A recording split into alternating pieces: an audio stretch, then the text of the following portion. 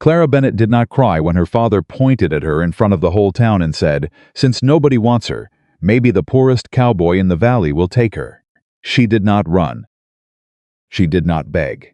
She stood in the middle of Red Hollow's crowded market square, 30 pounds heavier than the women men chose to marry, and she let the laughter wash over her like dirty water because she had learned a long time ago that humiliation only destroyed you if you believed the people delivering it. If you are someone who has ever been underestimated, overlooked, or handed away like you had no value, this story is for you.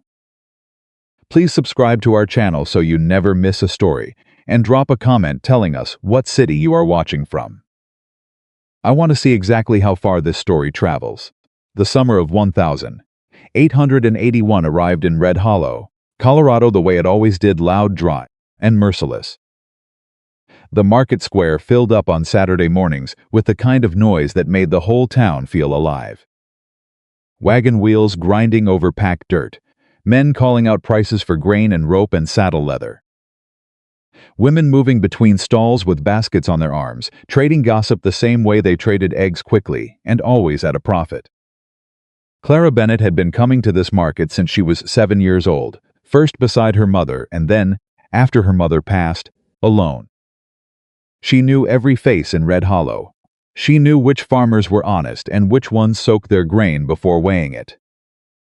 She knew which merchants marked up prices on Saturdays when the crowd was thick.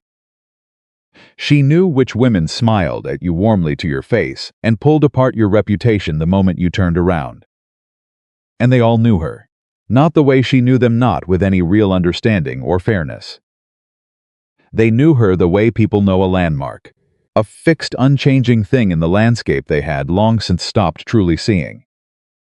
Clara Bennett, 26 years old, large-bodied in a way the town considered shameful, with broad shoulders and full hips and a softness to her that Red Hollow had decided meant weakness. She had dark hair she kept pinned back tight, clever brown eyes that missed nothing, and hands that were calloused from real work, not the decorative light labor that the wives of successful men performed for appearances, but actual labor. The kind that left marks. She had been managing her family's farm accounts since she was 16. By the time she was 20, she could read a ranch ledger faster and more accurately than the banker at First Territorial on Main Street, a man named Harold Gentry who wore three-piece suits and believed that numeracy was a masculine virtue. Clara had once, politely and without any particular emphasis, corrected his arithmetic during a loan review, and Harold Gentry had not spoken a civil word to her since. She woke before sunrise every morning. She repaired tools her father could not be bothered to fix. She tracked every dollar the Bennett farm spent and earned. And she had kept them solvent through 3 bad seasons in a row, through sheer discipline and careful management, cutting costs. Her father did not notice being cut, finding small revenues he never knew existed. None of that mattered to Red Hollow. What mattered to Red Hollow was that Clara Bennett was not married, not slim, not decorative, and not particularly interested in performing any of those qualities for an audience that had never deserved them. They had decided she was a problem before she was old enough to understand that she was supposed to agree with them. She heard what they said. Small towns do not keep secrets well, and Red Hollow was no exception. She had overheard Mrs. Patricia Holt telling her daughter in the dry goods store that a girl that size will never find a decent husband. Men want something they can admire, not something they have to explain. She had seen Sheriff Dale Purvis and his deputies look her over and then exchange glances the way men do when they think a woman cannot read their expressions. She had watched fathers steer their sons away from her at church socials, subtle as cattle being redirected from a gate. She had stopped attending church socials at 22. It was not bitterness that drove her away. At least, that was what she told herself on the harder mornings. It was efficiency. She had better uses for her time than standing in a room full of people who had already decided she was invisible. Her father, Walter Bennett, was a different kind of problem. Walter was the sort of man who had a very clear picture of himself that bore almost no resemblance to the actual facts of his existence. In his own mind, he was a successful rancher temporarily suffering from bad luck, a man of standing who had simply hit a rough patch. In reality, the Bennett farm had been hemorrhaging money for years, and the only reason they still had the land under their feet was Clara's accounting. Walter owed money to 3 creditors and had the social standing of a man who borrowed heavily and repaid slowly. But Walter Bennett was handsome in a faded way, and he spoke with the confidence of someone who had never been made to truly reckon with his own failures, and in Red Hollow that counted for something. What Walter could not tolerate was the suggestion, unspoken but constant, that his unmarried, unconventional daughter reflected poorly on him. He had tried to arrange meetings between Clara and several men over the years. Clara had sat through 2 of those meetings with the patient, expressionless face of a woman enduring a medical procedure she had not consented to, and afterward she had told her father with perfect clarity that she would not be doing it again. Walter had never fully forgiven her for that.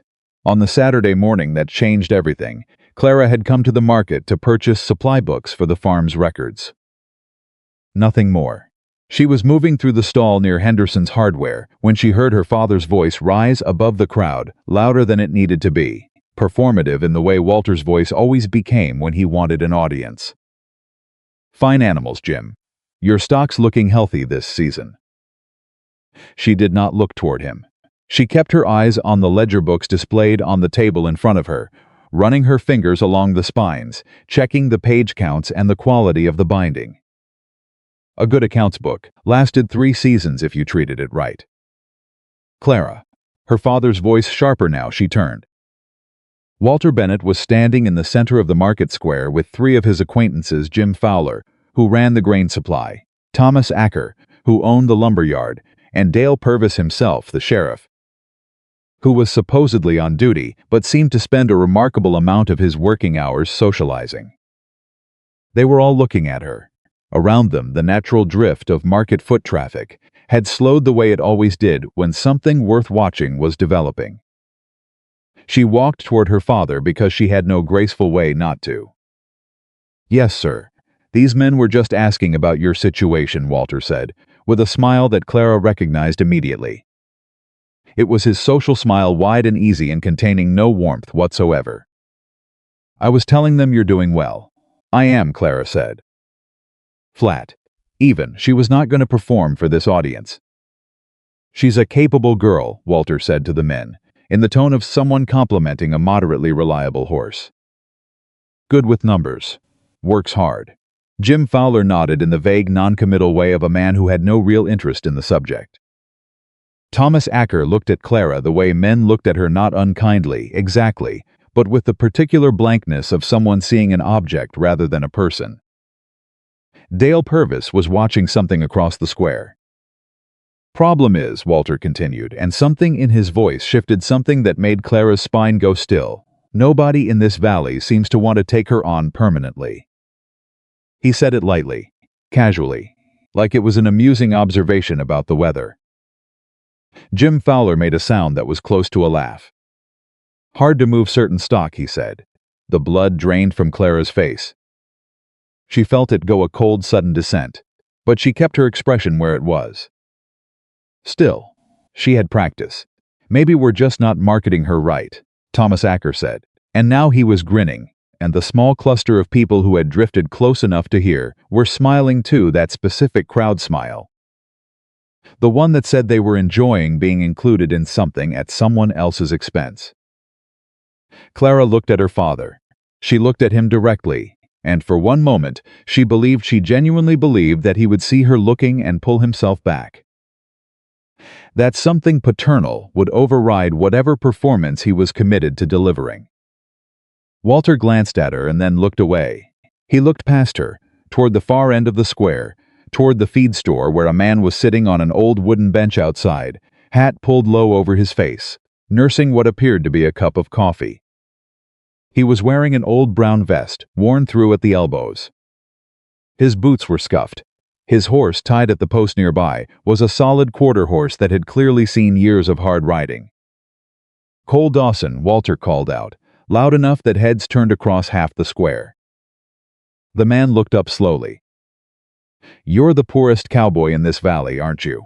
Walter said, and his tone was theatrical, now performing for the crowd, which had grown. because a public spectacle in Red Hollow was never something people walked away from. Your ranch is barely surviving. You got no wife, no family, nothing much to speak of. Cole Dosen said nothing. He just looked at Walter with an expression that Clara could not read from where she was standing. Since nobody in this valley seems to want my daughter, Walter said. And his voice was bright with something that sounded almost like amusement, but was actually the particular ugliness of a man choosing performance over his own child. Maybe you'll take her. She's yours if you want her. The laughter was immediate. Not from everyone. Not from all of them. But enough that it rolled across the square like a wave, and Clara felt it hit her in the chest like something physical. She heard it as individual sounds: Jim Fowler's sharp bark, a woman somewhere behind her, trying to cover a laugh with a cough and failing, the murmur of voices carrying the joke outward to the edges of the crowd. She stood in the middle of it. She did not run. She had promised herself many years ago that she would never run from these people. Running told them they had won. Running was the admission they were waiting for that yes, she agreed with their assessment of her, that yes, she understood she was something to be ashamed of, that yes, Walter Bennett's joke had found its target and drawn blood. She stood. She kept her chin level. She looked at nothing in particular and let the noise go through her and come out the other side. And then she heard something she did not expect. Silence. From the direction of the feed store. She looked. Cole Dawson had stood up from the bench. He was taller than she had registered from a distance, broad, through the chest and shoulders, with the lean, unhurried build of a man who had spent his life doing physical work, rather than talking about it. He had dark eyes under the brim of that worn hat, and he was not looking at Walter. He was not looking at the crowd. He was not laughing, or smiling, or performing any of the social calculations that the rest of Red Hollow seemed to operate on instinct. He was looking at Clara, not at her size, not at her humiliation. Not at the situation her father had constructed around her, like a cage he expected her to be grateful for. He was looking at her like she was a person. Just that. Just a person standing in a difficult moment, deserving of at least basic dignity. He walked across the square slowly, without hurrying, without any particular drama. The crowd shifted around him the way crowds do when a large, calm person is moving through them reluctantly and with a certain unspoken deference. He stopped when he reached the edge of the open space that had formed around Clara and her father. He looked at Walter Bennett. "Mr. Bennett," he said. His voice was quiet, not angry, not raised, just steady in a way that made the noise around it seem louder by contrast. "I believe you're done talking now." Walter's smile flickered. "Cole, I was just making a little—" "I heard what you were making," Cole said. He did not move. He did not change his tone. "I reckon everybody here did." The laughter had stopped completely, that particular silence that falls when a crowd realizes it has been caught participating in something it cannot quite defend. That silence settled over the square like dust after a wind. Cole turned to Clara.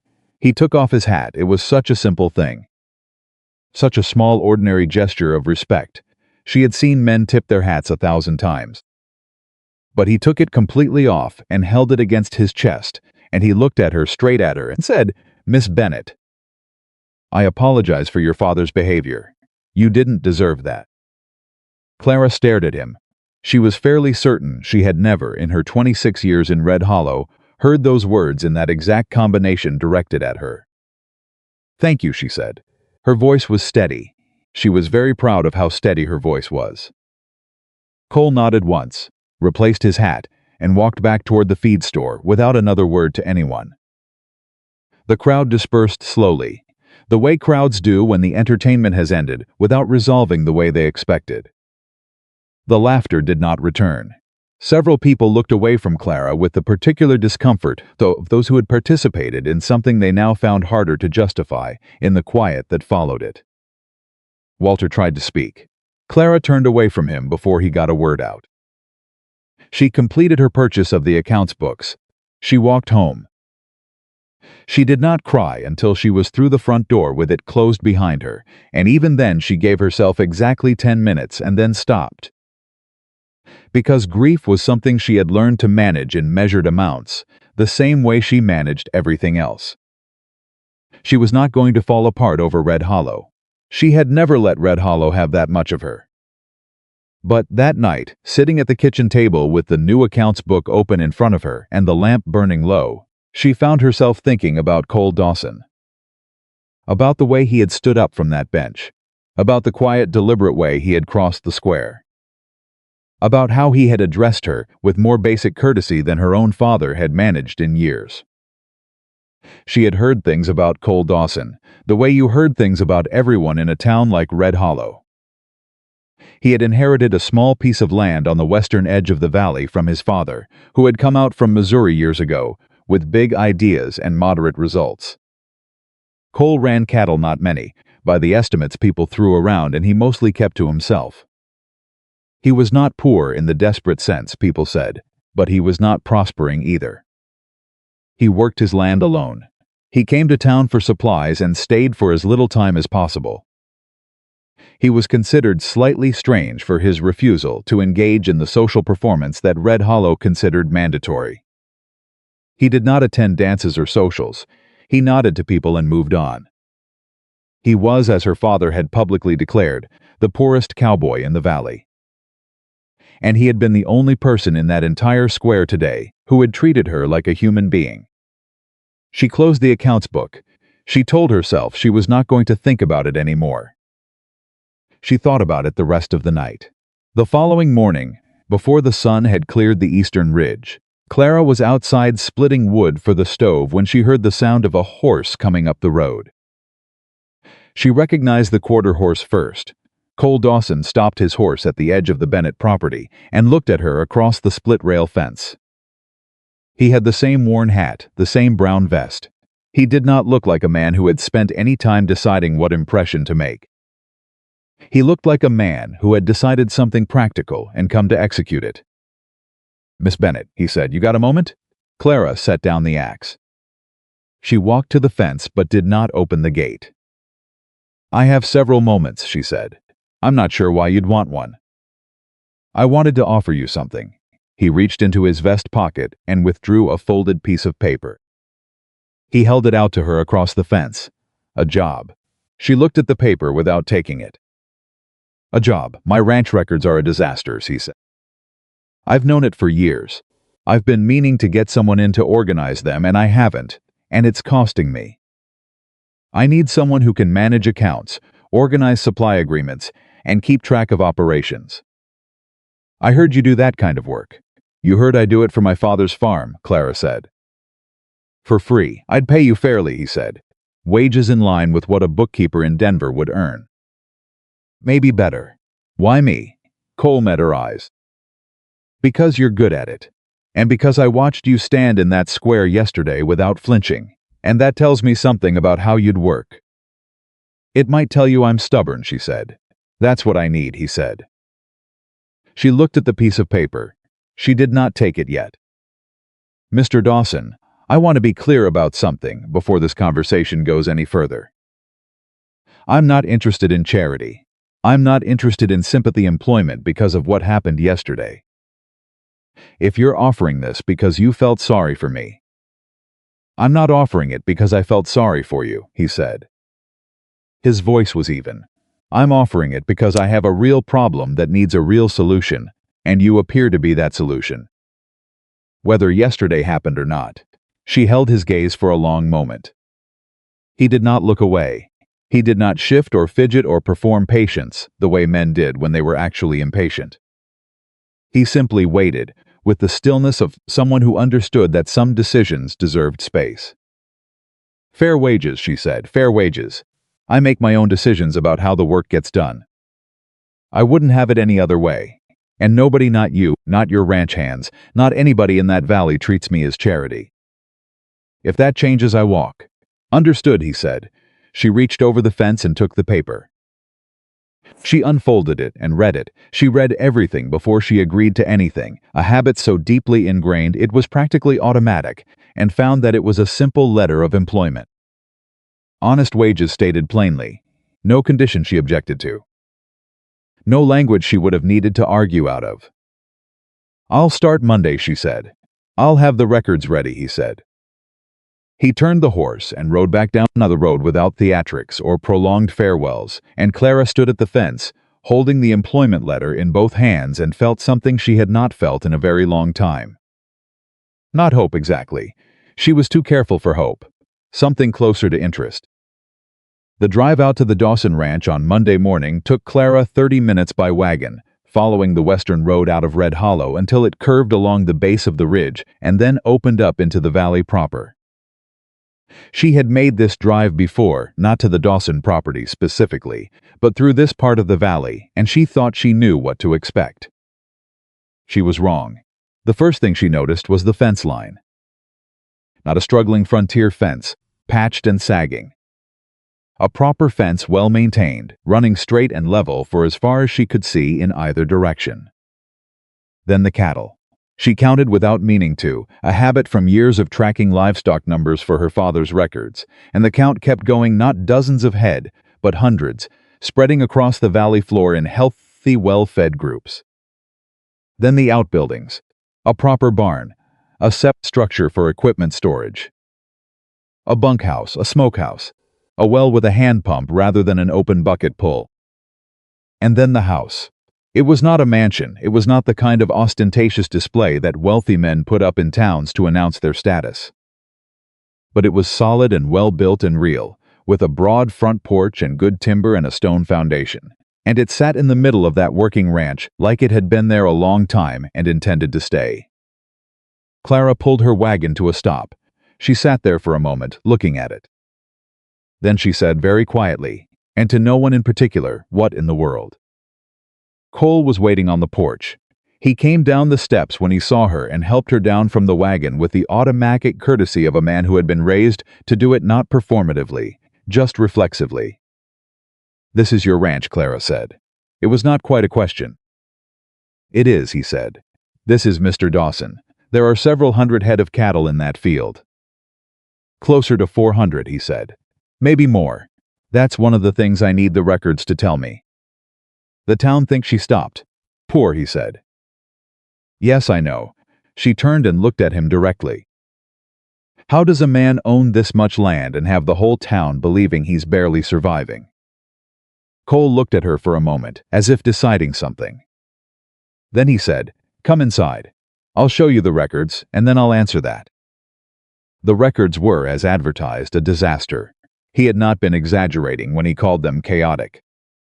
Clara stood in the room he used as an office, a good-sized room with a proper desk, 2 windows, and floor-to-ceiling shelves that were occupied by a combination of ledger books, loose papers, folded contracts, and what appeared to be several years of receipts that had been grouped by rough date, and then apparently abandoned, and felt the particular mixture of horror and anticipation that comes from looking at a genuine organizational problem. There was real information in this room. She could see that immediately. These were not meaningless papers. These were contracts, supply agreements, land record, cattle transfer documents, water rights filings. Years of real transactions, real business, real money buried under years of not being properly tracked. "How long has it been like this?" she asked. "Since my father died," Cole said. He was leaning in the doorway, arms crossed, watching her move through the room.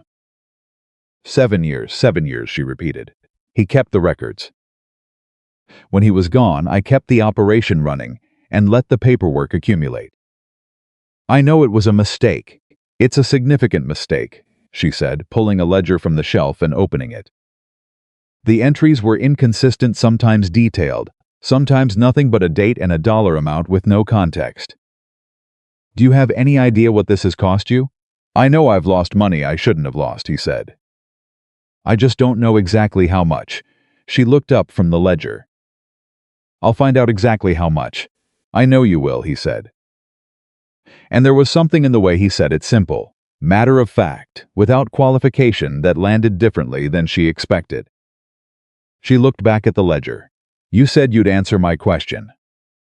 "About why the town thinks I'm poor?" "Yes." He was quiet for a moment. Then he said, "When I inherited all this from my father, I watched what it did to people around me. The way they started treating me differently once they knew. Men who'd never had much use for me suddenly wanted to be my friend. Women I'd barely met started finding reasons to introduce themselves. People I'd trusted started calculating what they might get from the relationship. Clara turned another page in the ledger. So you stopped telling them? I stopped correcting their assumptions, he said. There's a difference. I never lied to anyone. I just let people see what they expected to see. Old clothes. Small talk about tight seasons. And you wanted to see who would treat you decently anyway. I wanted to know who could see me without the land behind me, he said. Money changes what people see when they look at you. I wanted to know what was actually there. Clara closed the ledger and looked at him. That's a lonely experiment, Mr. Dawson. It's been a lonely 7 years, he said simply. She held his gaze for a moment. Then she turned back to the shelves. I'll need a week just to organize what's here before I can start analyzing it. I want to build a proper system: categories, cross-references, running totals. It'll take time to do it right. Take whatever time you need, he said. Do it the way you think it should be done. I will, she said. She meant it as simple confirmation, but it settled between them in the quiet of that room as something more: a small declaration of autonomy that she had not been able to make in years without someone somewhere pushing back against it. Nobody pushed back. Cole straightened from the doorway. I'll have the bunkhouse cook send lunch over at noon. If there's anything you need for the records, more books, ink, paper, make a list and I'll get it. I'll have a list by end of day, she said. He nodded and left her to it. And Clara Bennett turned back to 7 years of chaos on a shelf and began, with the quiet competence that Red Hollow had never bothered to recognize, to bring order to it. The first week was work. Pure, absorbing, genuinely challenging work that Clara had not had access to in years. Her father's farm records were simple by comparison, a narrow financial picture requiring basic bookkeeping skills. The Dawson Ranch was a different order of magnitude entirely. Multiple revenue streams from cattle sales, land leasing, water access agreements with neighboring properties, equipment rentals, contracts with supply companies in Denver that had apparently been negotiated years ago and then never properly tracked. She worked from early morning until the light failed, breaking only for the meals the bunkhouse cook sent over a weathered man named Pete, who regarded her with initial suspicion and gradually shifting respect as the week went on. Primarily because she ate what he sent without complaint and returned the dishes clean. The ranch hands were more complicated.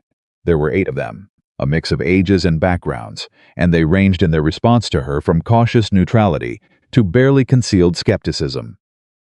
She heard one of them, a young man named Travis, who was perhaps 20, and had the particular brand of confidence that came from having never been seriously challenged, say, to another hand.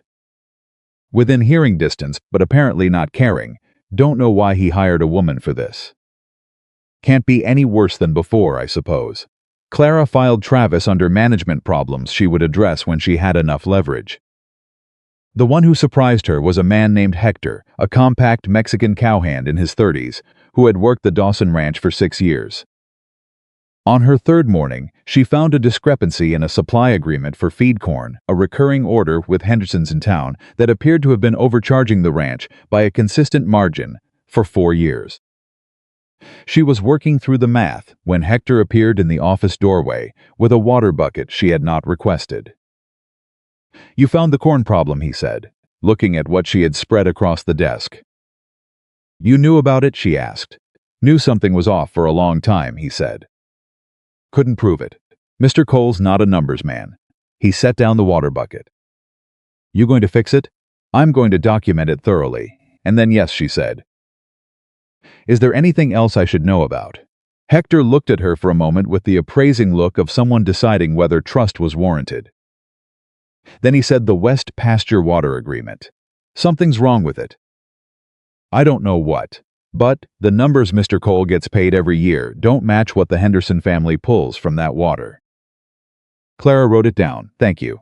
Don't thank me yet, Hector said. Some of the boys think this is temporary. Think, Mr. Cole will get tired of the arrangement. "And what do you think?" Clara asked. Hector looked at the desk, at the organized stacks she had created, the new system she was building out of 7 years of disorder. "I think," he said carefully, "that whoever did this should have been here from the start." He left her to work. By the end of the second week, Clara had found lost money. Not metaphorical money, not vague financial inefficiency, actual, documentable money that should have been in Cole Dawson's accounts and was not, due to oversights, billing errors that had never been disputed, contracts that had lapsed without renegotiation, and at least one supply agreement that had been running on wrong terms for 3 years with no one catching it. She wrote the totals in a clean column on a fresh page of a new ledger, added them twice, and sat back in her chair. She had been at this ranch for 2 weeks. She had already found enough documented losses to pay her salary for 5 years. Cole came to the office that evening as she was finishing her notes. She turned the ledger around and pushed it across the desk to him. He sat down in the chair across from her and looked at the column of numbers. He was quiet for a long time. "This is money I've already lost," he said. "Some of it can be recovered," she said. "The overcharging on the corn supply that can be disputed formally. The water agreement discrepancy that's going to require a careful look at the original filing. But if the numbers are wrong, you have a legal case for adjustment. And the rest. The rest is gone," she said. "But it won't keep going because now it's documented." Cole set the ledger back down. He looked at her across the desk with that steady, unreadable expression she was beginning to understand was simply how his face worked when he was thinking seriously. "Miss Bennett," he said, "I owe you an apology." She frowned. "What for?" "I told you when I hired you that my records were a disaster." I understated it significantly. Something loosened very slightly in Clara's chest. "I've seen worse," she said, which was not entirely true but was close enough. Cole almost smiled. It was a small thing, a slight shift at the corner of his mouth, but it was real. "I don't think you have," he said. "You might be surprised," she said, and meant it. That small, spare exchange in the lamplight of a chaotic office, that was the beginning of something, though neither of them would have named it that way at the time. It was just two people being honest with each other in a space where nobody was performing for an audience, where there was no crowd to play to and no reputation to manage, and nothing at stake except the work itself. It was the most Clara had felt like herself in years. She rode back to the Bennett farm that evening and arrived to find her father sitting on the porch. Walter looked at her with the particular expression of a man who wanted to open a conversation. He was not sure how to start. "How's the work?" he asked. "Fine," Clara said. She climbed down from the wagon and began unhitching the horse. "People in town are talking," Walter said, "about you working out there for Dawson." "I expect they are," Clara said. "Some of them think it's strange," he said. "Working for a man like that." Clara finished with the harness and turned to look at her father. "A man like what?" Walter shifted in his chair. "Well, you know, he's not exactly successful," Clara said. "Prosperous? Worth knowing?" Walter had the grace to look uncomfortable. "I was going to say he's not exactly what people expected you to." "What happened in the square last Saturday," Clara said, and her voice was very quiet and very clear, "is not something I'm going to discuss with you tonight. Or possibly ever. What I will tell you is that I have a job. A real job. And I'm going to do it." Walter opened his mouth. "Good night, Father," Clara said, and went inside. She did not sleep well, but she woke before sunrise and she got up and she went back to work. Because that was what she did. That was what she had always done. And somewhere on the western edge of the valley, in a ranch office full of organized ledgers and properly filed contracts, and a system that had not existed 3 weeks ago, something was changing quietly, without announcement, the way all real changes begin. Not with fanfare, not with a crowd watching. Just with work and honesty and two people who had both spent a long time being seen as something less than what they actually were, slowly, carefully beginning to recognize each other for what they truly were. The third week changed things in ways Clara had not anticipated. She had expected the ranch hands to remain skeptical. She had expected to work in the quiet isolation of that office, building systems that would eventually speak for themselves.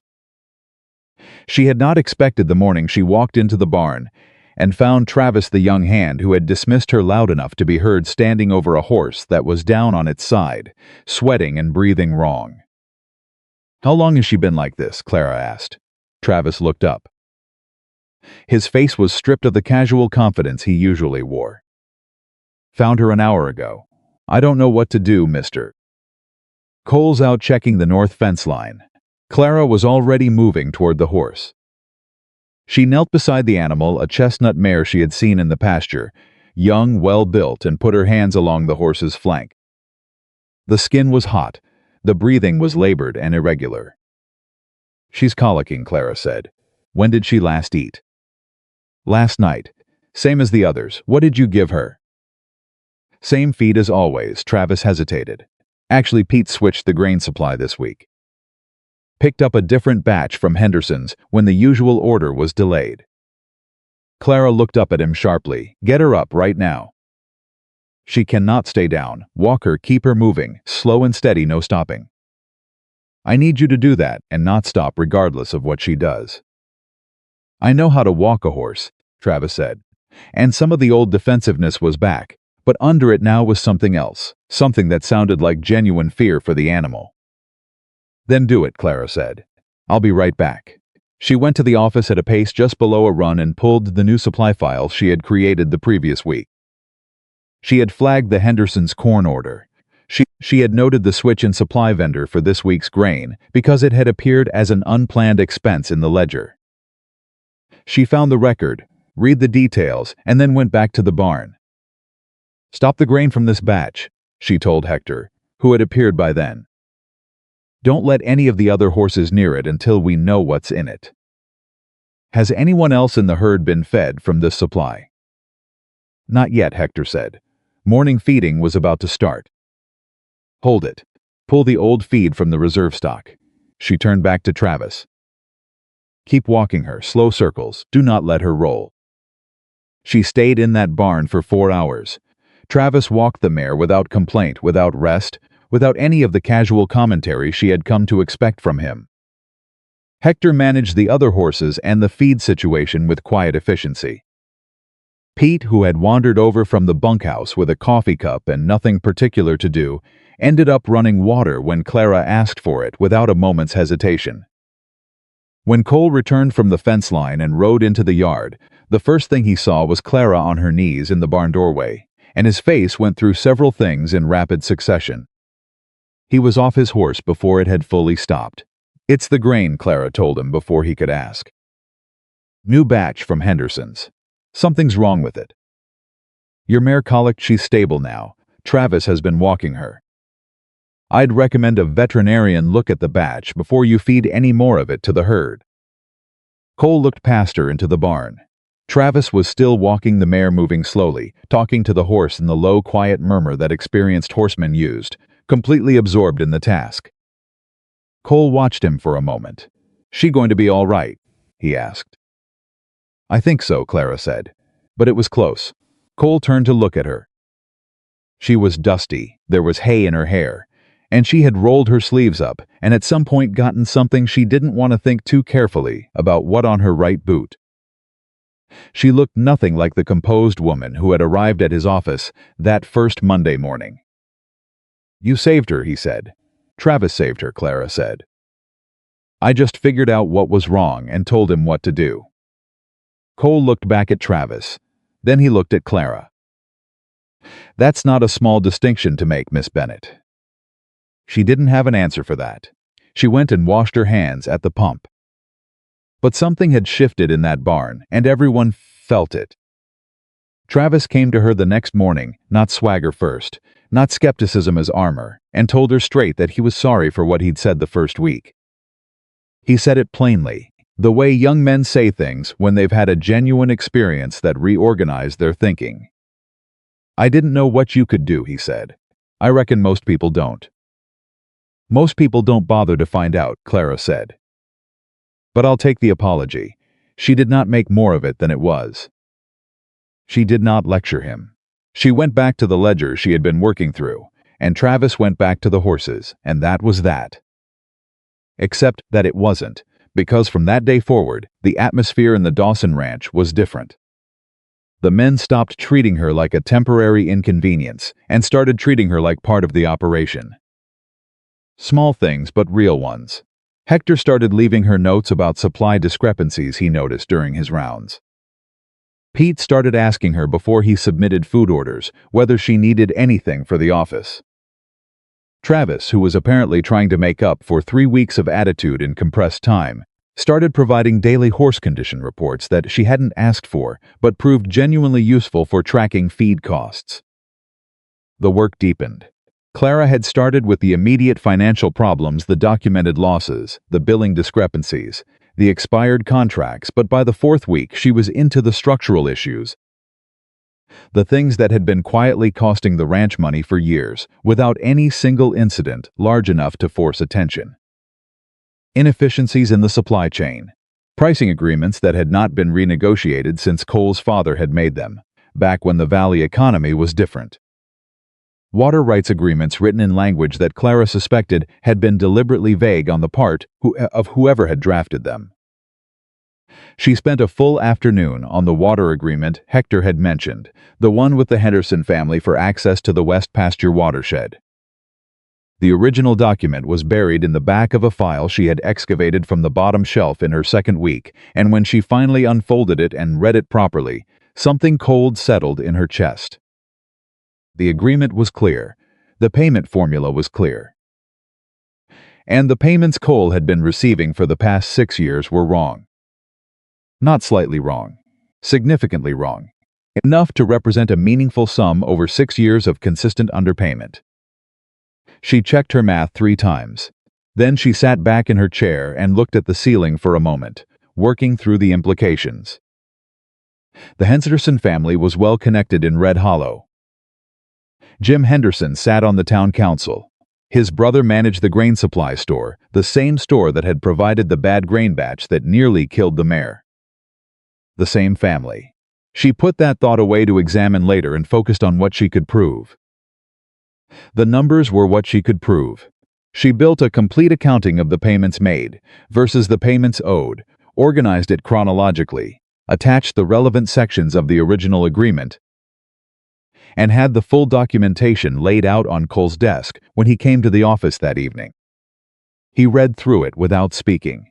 He was a slow, thorough reader. She had noticed this about him, that he took his time with documents, rather than skimming, and she let him read. When he finished, he set the papers down carefully and said, "How much?" She told him.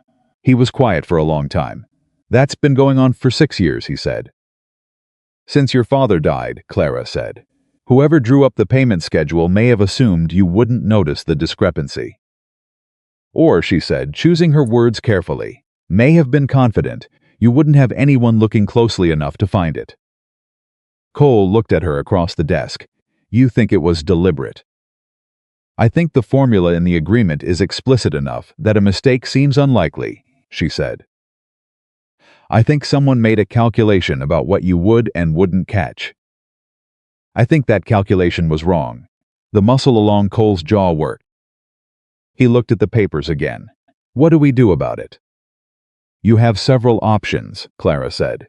"You can approach the Hendersons directly with the documentation and request repayment of the difference. You can engage a lawyer in Denver to handle it formally.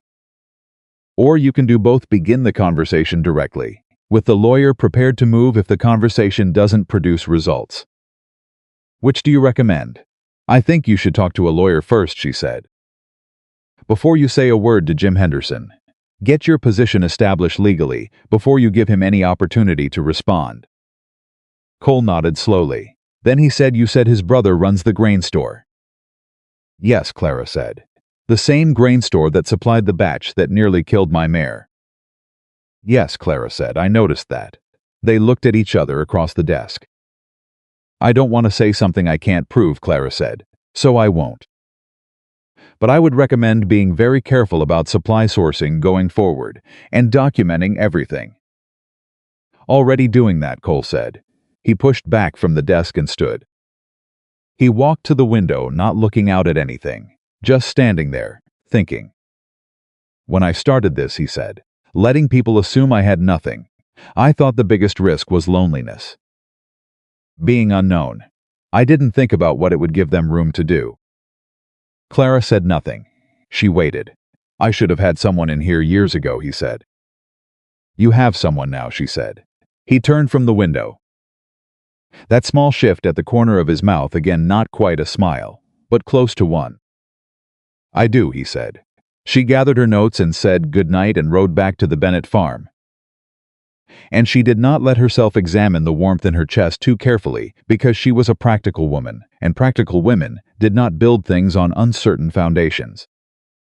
But she noticed it was there. Her father was waiting up.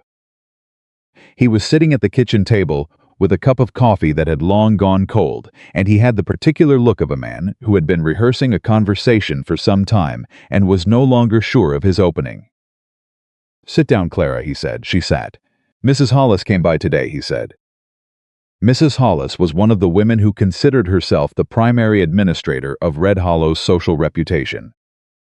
She visited people's homes the way a general might do reconnaissance. She said, people in town are talking about you working out there at the Dawson place. People in town were talking about me before I was working there, Clara said. That's not new information. She said some of them are saying it doesn't look right. A woman working out there alone with a single man. Clara looked at her father steadily. I work in an office managing financial records. There are 8 ranch hands on the property at any given time. I ride out in the morning and ride back every evening. The only thing that doesn't look right to those people is that I'm earning a wage for skilled work instead of being invisible somewhere. Walter wrapped his hands around his cold coffee cup. I'm just telling you what people are saying. I know what people are saying, Clara said. I've known what people are saying about me for a very long time. The difference is that now I have a salary, and they have opinions, and I know which one of those things is actually useful.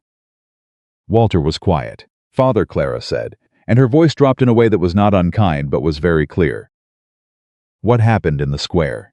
I need you to understand something about that. Claire, I need you to hear this. She waited until he looked at her. I kept this family solvent for 6 years. I found money when there was none to find.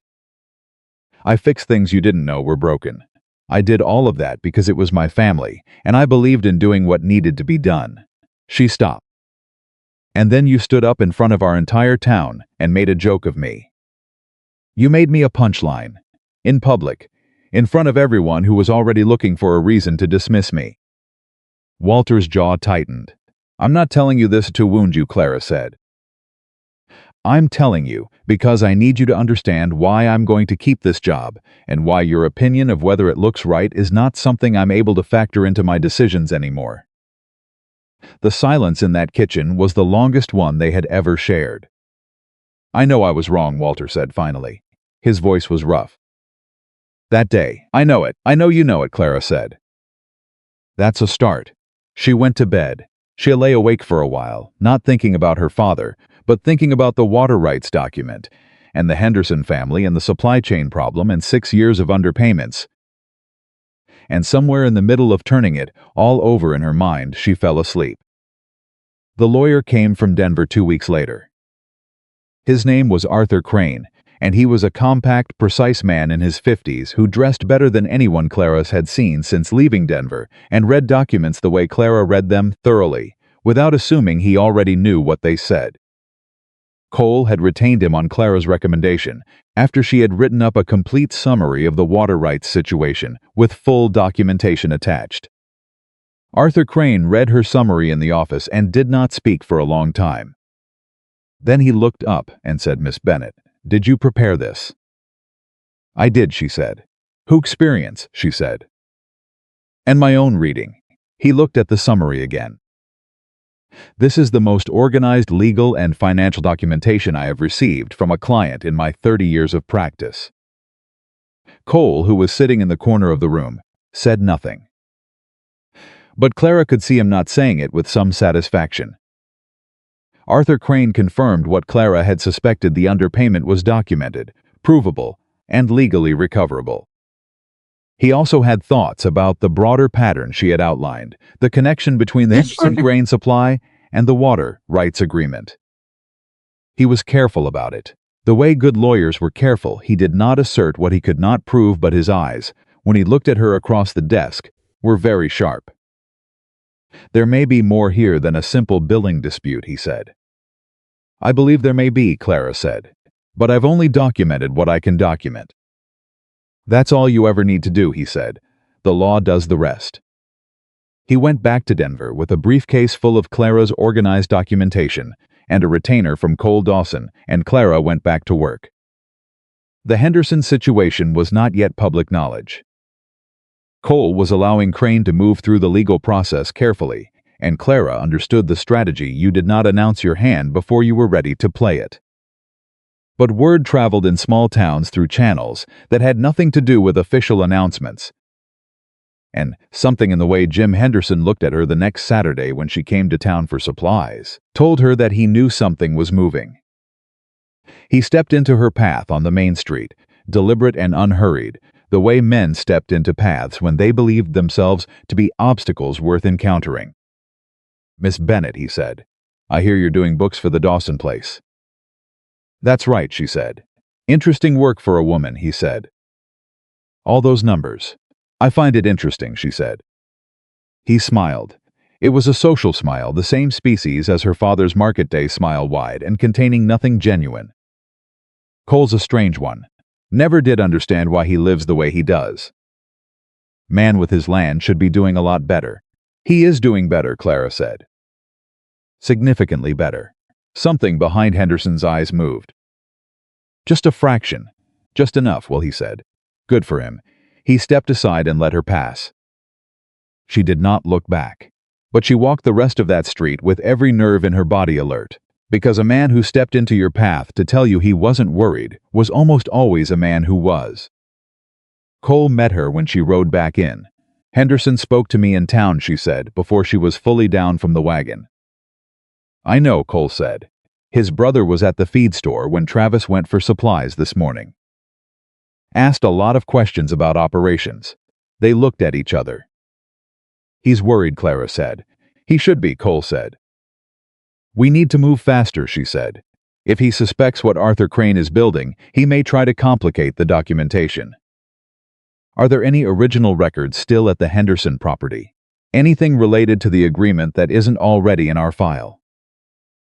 "There might be counterpart documents from the original signing," Cole said. "My father would have kept copies, but Henderson would have the originals." "Then Crane needs to request them formally before they disappear," Clara said. She was already walking toward the office. "I'll write it up tonight, and we can wire Denver in the morning." Cole fell into step beside her. "Clara," she stopped. He almost never used her given name. In 5 weeks of daily work, it had always been Miss Bennett, not formal distance, but the particular respect of a man who understood that names were given, not taken. She turned. "This is going to get bigger before it's resolved," he said. "Henderson has friends on the town council. When this becomes public, people are going to have opinions about it. About you. About your role in it. People already have opinions about me," she said. "I know," he said. "I just want you to know that whatever happens, whatever anybody in this town decides to say about why you're here or what you're doing, I know exactly why you're here. I know exactly what you're doing." He paused. "And I want you to know that I'm not going to let this land on you alone." Clara looked at him. The afternoon light was fading. The ranch was settling into the end-of-day quiet, horses shifting in the barn, the low murmur of the hands finishing up. In the middle of all of it, this man stood and said something that nobody, in Clara's 26 years, had ever said to her quite that directly. "Thank you," she said. Her voice was steady. "Don't thank me," Cole said. "Just keep doing what you're doing." She held his gaze for a moment longer than she strictly needed to. Then she turned and went to the office and lit the lamp and began writing the letter to Arthur Crane. The Henderson case was not the only thing growing. In the same days that the legal situation was quietly building towards something, The ranch itself was visibly changing in ways the valley could not help but notice. The new supply agreements Clara had negotiated with 3 different vendors in Denver, rather than a single local source, were already producing measurable cost reductions. The cattle records were now precise enough that Cole knew exactly what he had, what it was worth, and what every movement of the herd cost him. The ranch hands, responding to the new organizational clarity, were working with a focused efficiency that had not been there before. Word got out the way word always got out in places like Red Hollow, not through announcements but through observation. Farmers who had dealings with the Dawson Ranch started noticing that it ran differently now. Suppliers in Denver started serious correspondence where before they'd had nothing. And the people of Red Hollow started adjusting their mental picture of Cole Dawson in ways they could not quite articulate but could not stop doing. Some of that adjustment included Clara. Margaret Ainsley, a widow in her 40s who ran a small dry goods operation and had always treated Clara with neutral courtesy rather than active cruelty, stopped her on the street one afternoon and asked entirely seriously if Clara would be willing to look at her business records. Clara told her she would for a fair rate. Margaret looked surprised, not offended, just genuinely surprised, as though she had expected Clara to perform gratitude for being asked. Then she nodded and named a day, and that was that. It was a small thing. But Clara rode back to the ranch that afternoon, with it sitting in her chest like a coal that had finally caught, and she did not let herself make too much of it because she was a practical woman, but she did let herself feel it. She did not tell Cole about it that evening. She did not need to. But when she walked into the office and he looked up from the new map of the western boundary he had been studying, and she sat down at her desk and picked up her pen, there was something in the room that had not been there 6 weeks ago, something that had nothing to do with legal documents or supply chains or ranch operations, and that both of them were, very carefully, not naming yet. The Henderson wire went out the next morning. Arthur Crane responded within 48 hours. He had the documents, and what was in them was considerably worse than a simple billing discrepancy. Arthur Crane's letter arrived on a Tuesday morning, and Clara read it standing at Cole's desk before she had even taken off her coat. She read it once. Then she sat down and read it again slowly, because the first time through she had been moving too fast, and she needed to be certain she understood every word correctly before she said anything to anyone. When she finished the second reading, she set the letter down on the desk and put both hands flat on the surface and breathed. Cole came in from the yard 20 minutes later and found her sitting in the chair across from his desk, not her usual chair at her own work table, but the visitor's chair, the one she used when she needed to think in a different position. He read her face immediately. "How?" he asked. "Sit down," she said. He sat. "The water rights agreement was not a billing error," Clara said. Arthur found the original counterpart documents, the ones Henderson held. "The payment formula in Henderson's copy is different from the one in yours." Cole went very still. "Someone altered one of the documents after the original signing," Clara said. "The formula in your copy was changed.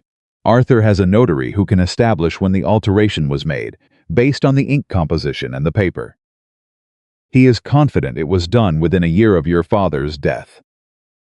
The silence in that office was the kind that had weight. "Someone waited until my father was gone," Cole said.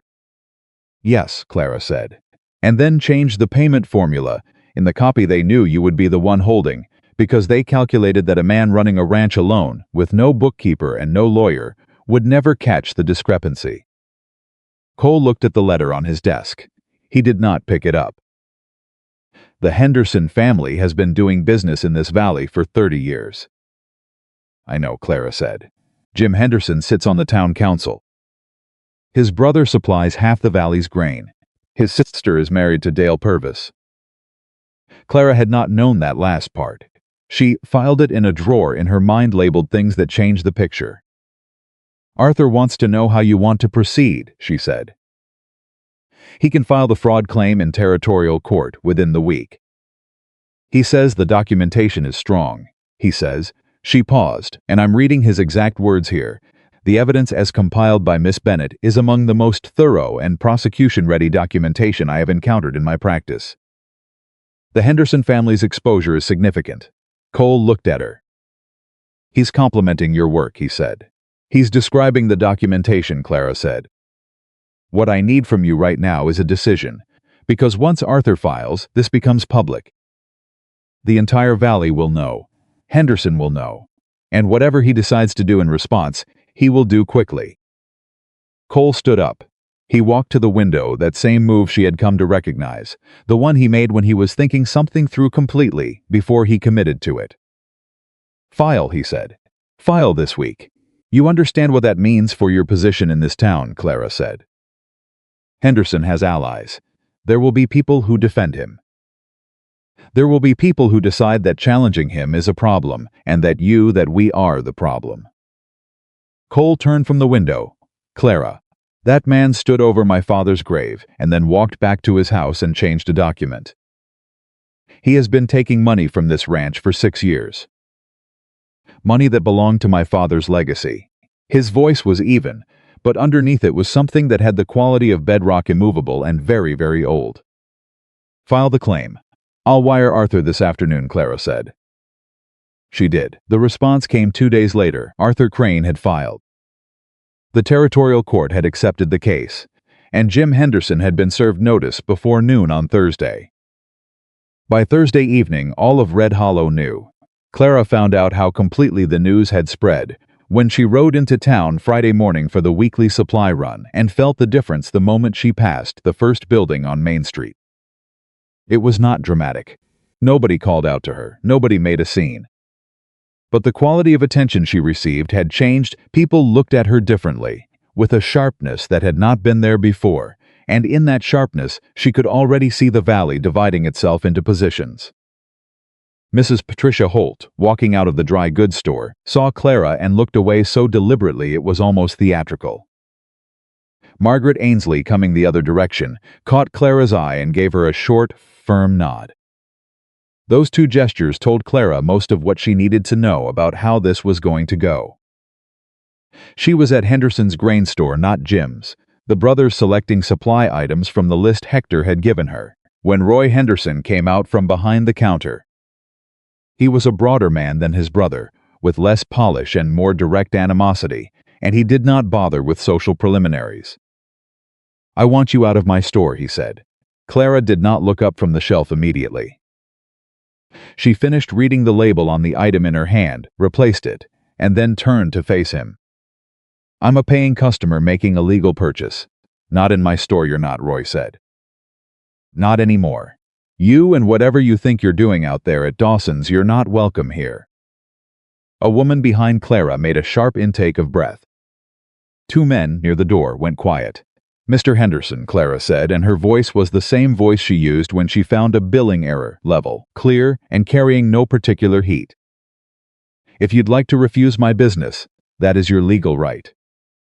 I'll take my account elsewhere. I want you to understand, however, that refusing service to a customer of mine will be noted in the documentation that is currently before the territorial court." Roy Henderson's face went red. "You're threatening me." "I'm informing you," Clara said. "There's a difference."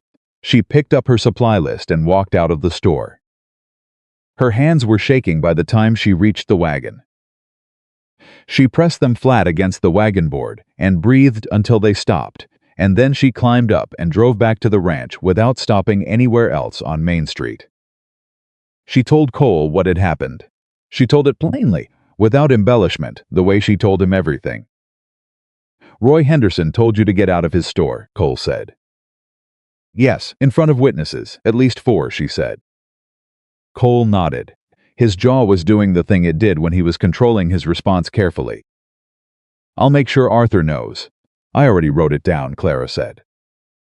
"Dated witnesses named, exact words, it's in the file." Cole looked at her. Something moved behind his eyes, not quite awe, because that would have embarrassed both of them, but something close to it. "Clara," he said, "do you ever stop working?" "Not when there's something worth documenting," she said.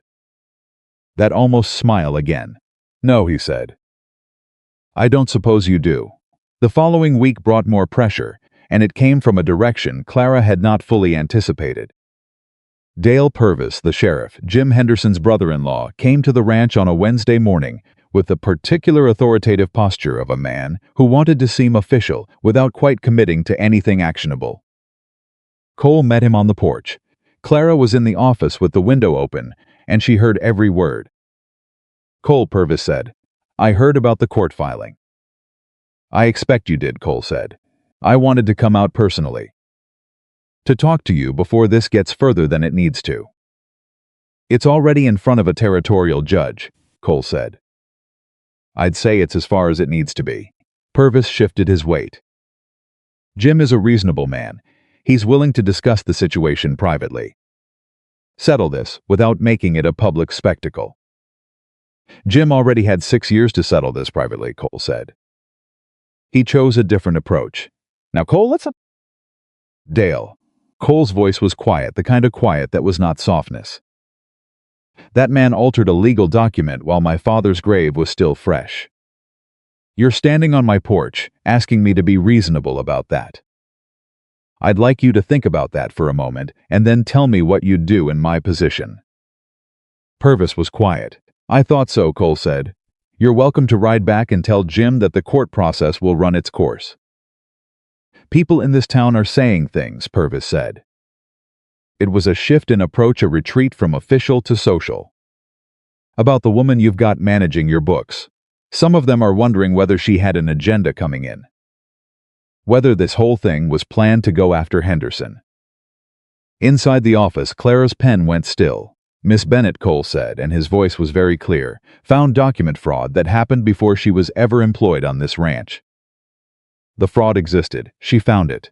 The sequence matters, Dale, and you know it does. Some folks don't see it that way. Some folks are wrong," Cole said. "And some folks have a personal interest in seeing it a different way, which is a different thing." A pause. "Are we done here?" Purvis left. Clara heard his horse move down the drive. She put her pen down and stared at the document in front of her without seeing it for a full minute. Then she picked the pen back up and kept working, because that was what she did. Cole came to the office door. "You heard that. The window was open," she said. He leaned in the doorway. "I'm fine," she said. She meant it mostly. "He will," Cole agreed. "Are you surprised?" "No," she said, "I'm not surprised. She stopped. She organized what she wanted to say carefully before she said it, the way she organized everything.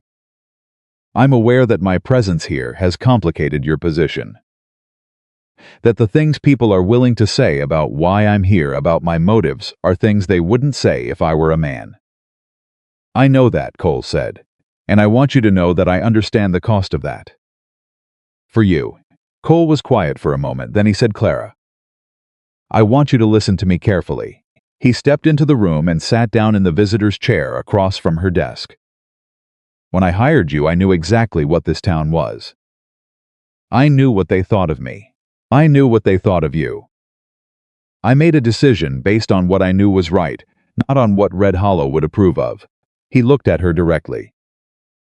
"I don't calculate the cost of doing what's right. That's not how I'm built." Clara held his gaze. "All right," she said. "All right," he said, and stood back up. He was almost out of the doorway when she said, "Cole." He stopped. "Thank you," she said. "Not for the job. For the way you handle things." He turned just enough to look at her over his shoulder. "You'd do the same," he said. She thought about that for a long time after he left. The territorial court set a hearing date for 3 weeks out, and in those 3 weeks, Red Hollow became a different kind of place to move through. Clara felt it every time she came to town. The lines were drawing themselves, people who nodded to her now, who made a point of stopping to speak, and people who found reasons to be looking the other way. Margaret Ainsley had sent 2 more customers to Clara for records work. A farmer named Pete Duro, whose small operation bordered the Dawson property on the east side, came to the ranch to ask about the water rights situation. He had his own agreement with the Henderson family that he now wanted examined. Clara examined it. She found the same type of discrepancy. Different numbers, same method. She documented it the same way she documented Everything dated, organized, cross-referenced, ready for Arthur Crane's review. Pete Duro sat across from her at the desk when she showed him the numbers and did not say a word for a long moment. Then he said, "My God, yes," Clara said. "How long has this been going on?" "I suspect as long as the water rights agreements have existed in this valley," Clara said carefully. "I can only document what I have access to, but the pattern suggests this is not an isolated situation." Pete Duro looked at her. He was a weathered man in his 50s, the kind of man who did not emote publicly, who had the emotional vocabulary of someone raised to consider feeling a private matter. But what was on his face now was not complicated. "Miss Bennett," he said, "how many other ranches in this valley have water agreements with the Henderson family?" "At least 7, Clara said. "That I know of." He pushed back from the desk. "Then we need to talk to all of them." That was how it began, not with a single confrontation, not with a dramatic announcement, but with a practical man asking a practical question, and Clara doing what she always did with practical questions, which was answer them completely, and then figure out what came next. Over the following 10 days, 4 more families came to the Dawson Ranch. Farmers, ranchers, a widow who ran a small cattle operation on the north side of the valley. Clara reviewed each agreement. She found 3 more instances of the same discrepancy pattern. She documented them all, organized them into a supplementary file for Arthur Crane, and sent the full package to Denver. Arthur Crane wired back within 24 hours. The message was 5 words. "This changes everything." Coming Thursday. Cole read the wire at the breakfast table and handed it to Clara across the plates of food neither of them had been eating very much of lately. She read it and set it down. "It's not just a water rights case anymore," she said. "No," Cole said. "It's a pattern of fraud across the valley. Arthur will argue for a broader investigation. He'll probably want all 5 families to be part of the case." She was thinking out loud now, the way she did when she was working through implications. That changes Henderson's exposure significantly. He's not defending one dispute. He's defending a system. He'll know that, Cole said. When Arthur arrives Thursday and the filing expands, Henderson will know exactly what he's facing. "He'll do something," Clara said, "before Thursday." "If I were him, I would do something before Thursday to try to contain this." Cole looked at her. "What would you do?" "I would try to isolate the most important piece," she said. "The documentation. If I could discredit the documentation or the person who compiled it, I could slow the legal process down long enough to regroup." Cole was quiet for exactly 2 seconds. "He's going to come after you." "He's going to try," Clara said. "Which means we need to make sure everything I've compiled exists in multiple places with multiple witnesses to its authenticity." Before Thursday. They spent the next 2 days doing exactly that, Clara organizing duplicates of every document, Cole arranging for Hector and 2 other long-term ranch hands to witness and sign attestation statements, confirming the dates and origins of the records. Arthur Crane had copies in Denver. A sealed envelope went to a second lawyer Cole contacted in Pueblo. Another set of copies went to Pete Duro's possession at his farm. Henderson moved on Wednesday. It was not subtle. Subtlety had run out with the court filing. Clara came to the ranch that morning and found Travis waiting by the gate with a look on his face that told her something had happened before she was close enough to ask. "Someone came through the south fence line last night," he said as she climbed down from the wagon. "Pulled it in 3 places. 12 head got out onto the Henderson property." Clara felt the cold certainty of a prediction confirmed. "Were the cattle recovered?" "Hector and 2 of the boys are out there now," Travis said. "But Henderson's men are saying the cattle were trespassing. They're talking about impoundment."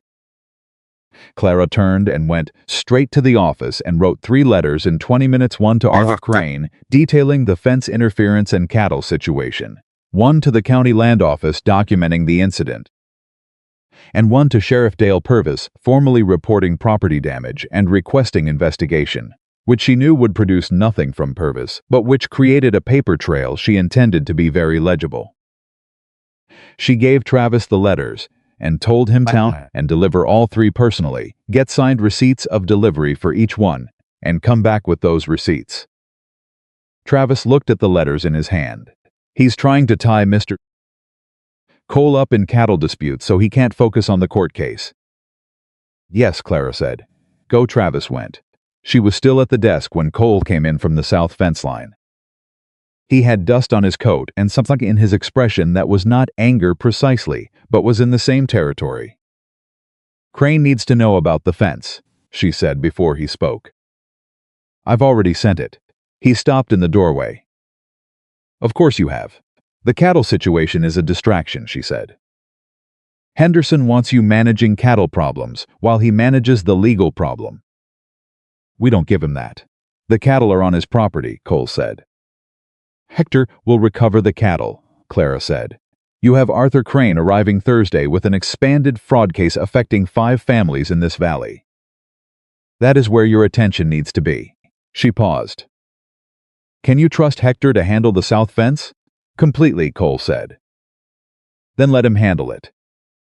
Cole looked at her across the room, that long, reading look he had, the one that always made her feel like someone was actually paying attention to the full picture of her, rather than ink out one they'd decided on in advance.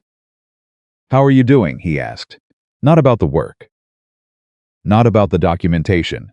Just how was she? The question landed differently than she expected, which was why her answer came slower than usual. I'm managing, she said. I know what he's trying to do. Knowing what someone is trying to do makes it easier to not be affected by it. Does it? Cole asked. He moved to the visitor's chair and sat down, and his voice was quiet enough that it was only for her. Because I've watched you hold every piece of this together for weeks, Clara. For all of us. For families in this valley you barely knew a month ago. I just want to make sure someone is asking whether you're all right. Clara looked at him. She was a practical woman. She had been a practical woman for 26 years because practicality was what had kept her functional in a world that offered her very little else to stand on. She did not perform feelings, and she did not manufacture sentiment, and she did not let people see her at her edges unless she trusted them completely. I'm all right, she said. And then, because he was looking at her with that look, the one that had never once contained calculation or performance, it's strange. Being in the middle of something that matters this much. I've spent years doing work that mattered and having it be invisible. This is visible, and I don't entirely know what to do with that. You do what you've always done, Cole said. You just do it where people can see. She held his gaze. Thursday, she said finally. Let's get through Thursday. Thursday, he agreed. Arthur Crane arrived on the morning train. He came directly to the ranch, and he came with a colleague, a younger lawyer named Daniel Ward, who specialized in territorial fraud cases and had the intense, quick-moving energy of someone who had been following the documentation at a distance and was now seeing the full scope of it for the first time in person. They sat around Cole's desk. Cole, Clara, Arthur, Daniel, and Arthur laid out what the expanded case looked like. 5 families. A documented pattern of altered agreements spanning at least a decade. A monetary amount that, when totaled across all affected parties, was substantial enough that it moved the case from a civil dispute into territory that interested the territorial prosecutor's office. The territorial prosecutor, Clara said. He reached out to me after I filed the expanded claim, Arthur said. He believes there may be grounds for criminal fraud charges, separate from the civil recovery. Daniel Ward was looking at Clara's documentation as Arthur spoke. He had been looking at it since he sat down with the focused intensity of someone who had stopped hearing the conversation because the documents in front of him were more interesting. He looked up. Miss Bennett. This timeline, you built the one, tracking the payment against the dates of Henderson family property acquisitions. Yes, Clara said. You're suggesting that the money taken from these water rights agreements was used to fund Henderson's land purchases in the valley. I'm suggesting the timeline is consistent with that possibility, Clara said carefully. I did not want to assert what I couldn't document. I included it as a correlation for the lawyers to evaluate. Daniel Ward looked at Arthur Crane. Something passed between them. It's more than a correlation, Daniel said. He turned back to Clara. We pulled the public land records from the county office last week. Henderson's acquisition dates match your timeline within months, consistently, across every purchase going back 12 years. The room was very quiet. He was using stolen water rights money to buy land, Cole said. We believe so, yes, Arthur said. And the land he purchased, 2 of those parcels border properties owned by the families affected by the water rights fraud. Clara put it together before anyone else said it out loud. He wasn't just stealing money, she said. He was using the money to position himself to buy the land when those families couldn't hold on anymore. He was engineering their financial vulnerability and then buying what they were forced to sell. Daniel Ward nodded. That's what we believe the evidence will show. The silence that followed was the kind that comes after something large has been understood, not just a legal situation, not just a valley dispute, but something deliberate and cold and long planned, unfolding over years while people went about their lives not knowing. Clara looked at Cole. He was looking at the desk, at the documents. At 12 years of a plan that had operated in the dark, and the woman sitting across from him who had walked into an office full of chaos 6 weeks ago and pulled it all into the light. He looked up and met her eyes. He did not say anything. He did not need to. The hearing was set for 9 days out, and Henderson knew it. The town knew it. The valley knew it. And on Friday morning, Clara rode into Red Hollow for what had become her weekly supply run and found that something had changed again, more fundamentally this time, more irreversibly. Jim Henderson was standing outside the town hall with 3 men Clara recognized as members of the town council. He saw her the moment she turned onto Main Street, and for the first time since this had begun, he did not look like a man who believed he was managing a situation. He looked like a man who understood he was losing one. Their eyes met across the width of the street. Henderson looked away first. Clara kept riding. Clara had expected pressure. She had built her life around expecting pressure and preparing for it rather than being surprised by it, and she had told herself she was ready for whatever Henderson decided to do in the time he had left before the territorial court convened. She was wrong about being ready, not because the pressure was worse than she anticipated, but because it came from a direction she had not fully armored herself against. It came from her father. Walter Bennett arrived at the Dawson Ranch on a Monday morning, 4 days before the hearing, and he did not come alone. He came with Harold Gentry, the banker from First Territorial, the same man whose arithmetic Clara had corrected years ago, the man who had not spoken a civil word to her since. They rode up the drive in Gentry's buggy, and Clara saw them from the office window and felt something drop through the floor of her stomach. Cole met them on the porch. Clara came out and stood beside him, because she was not going to manage this from a window. Walter would not look at her directly. He was wearing his best coat, which told Clara this was not a casual visit, and his face had the particular tight quality of a man doing something he had been convinced was necessary and had not fully convinced himself of yet. Cole, Walter said. You can say it in front of Clara, Cole said. She runs this operation. Walter's jaw tightened. It concerns Clara. Then she especially needs to hear it, Cole said. Harold Gentry stepped forward. He was a precise, thin-lipped man who carried his authority the way small men sometimes did, forward and loud, to compensate for its actual fragility. Mr. Dawson, I'll be direct. There are members of this community who are concerned about the legal action your ranch has undertaken against the Henderson family. Several of First Territorial's depositors have significant business relationships with Henderson, and the disruption this case is causing. Mr. Gentry, Cole said, are you representing a bank or a man who committed fraud? Gentry's mouth thinned.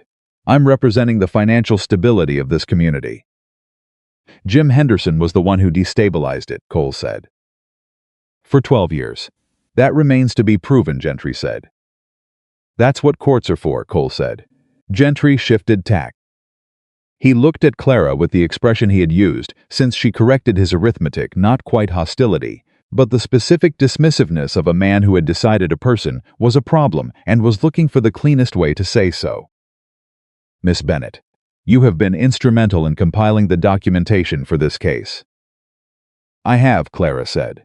Several questions have been raised about the methodology of that documentation. Whether records were handled appropriately, whether certain materials were selectively interpreted. Clara looked at him steadily. By whom? By individuals with standing in this community. I'd like their names, Clara said, and their specific objections. In writing, Gentry blinked. He had not expected that response. People being accused of impropriety usually either became defensive or apologetic. Clara was doing neither. The concern, Gentry said, recovering, is that a woman with no formal legal or accounting training. I have been managing financial records since I was 16, Clara said. I found discrepancies that your bank, which is responsible for financial oversight in this community, did not find in 12 years.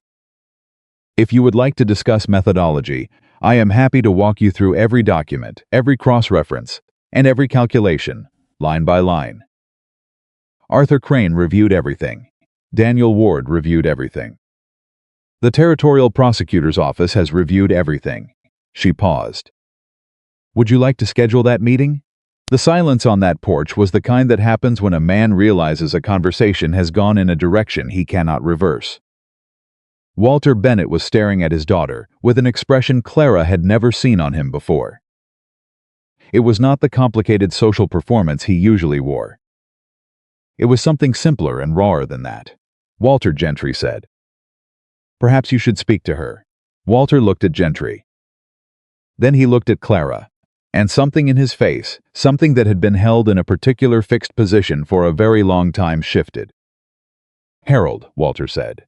I think... Gentry turned to him. Walter, we came here to... I know why we came here, Walter said. His voice had changed. The performance had gone out of it. I don't think it's going to work. He looked at his daughter. I don't think she's going to be moved. Walterman. Let's go, Harold. Gentry left with the rigid fury of a man who considered himself important and had been made to feel otherwise. Walter climbed back into the buggy and then stopped and looked at Clara one more time before Gentry snapped the reins. He did not apologize, he did not explain. He just looked at her with that stripped, honest expression, and then he was gone. Clara stood on the porch until the buggy was out of sight.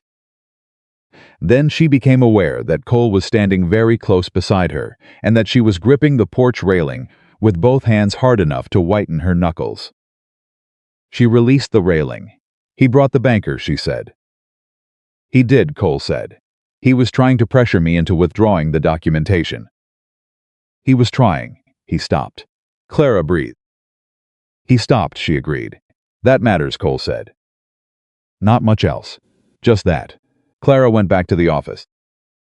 She picked up her pen.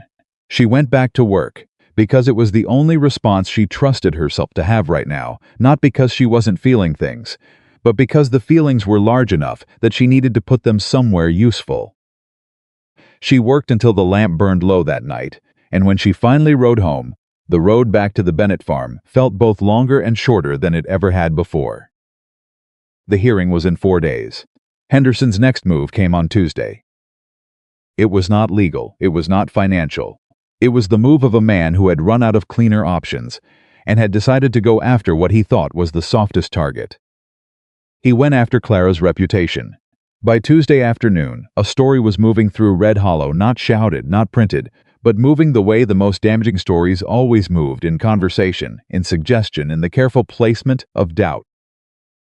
The story was that Clara Bennett had fabricated portions of the documentation, that she had altered records herself to strengthen the case, that she had a personal vendetta against the Henderson family going back years, and that the entire legal proceeding was built on the word of an unmarried woman with no credentials who had been given access to private ranch records by a man who had poor judgment about the people he trusted. Clara heard about it from Margaret Ainsley, who came to the ranch specifically to tell her, with the direct, no-nonsense manner of a woman who believed in giving people information they needed rather than protecting them from it. I want you to know what's being said, Margaret told her, sitting across from Clara at the office desk. And I want you to know that the people saying it are not the majority. But they're loud. Who started it? Clara asked. Roy Henderson's wife has been talking, Margaret said. But it came from somewhere. The language is too consistent. Somebody wrote talking points. Clara looked at her notes.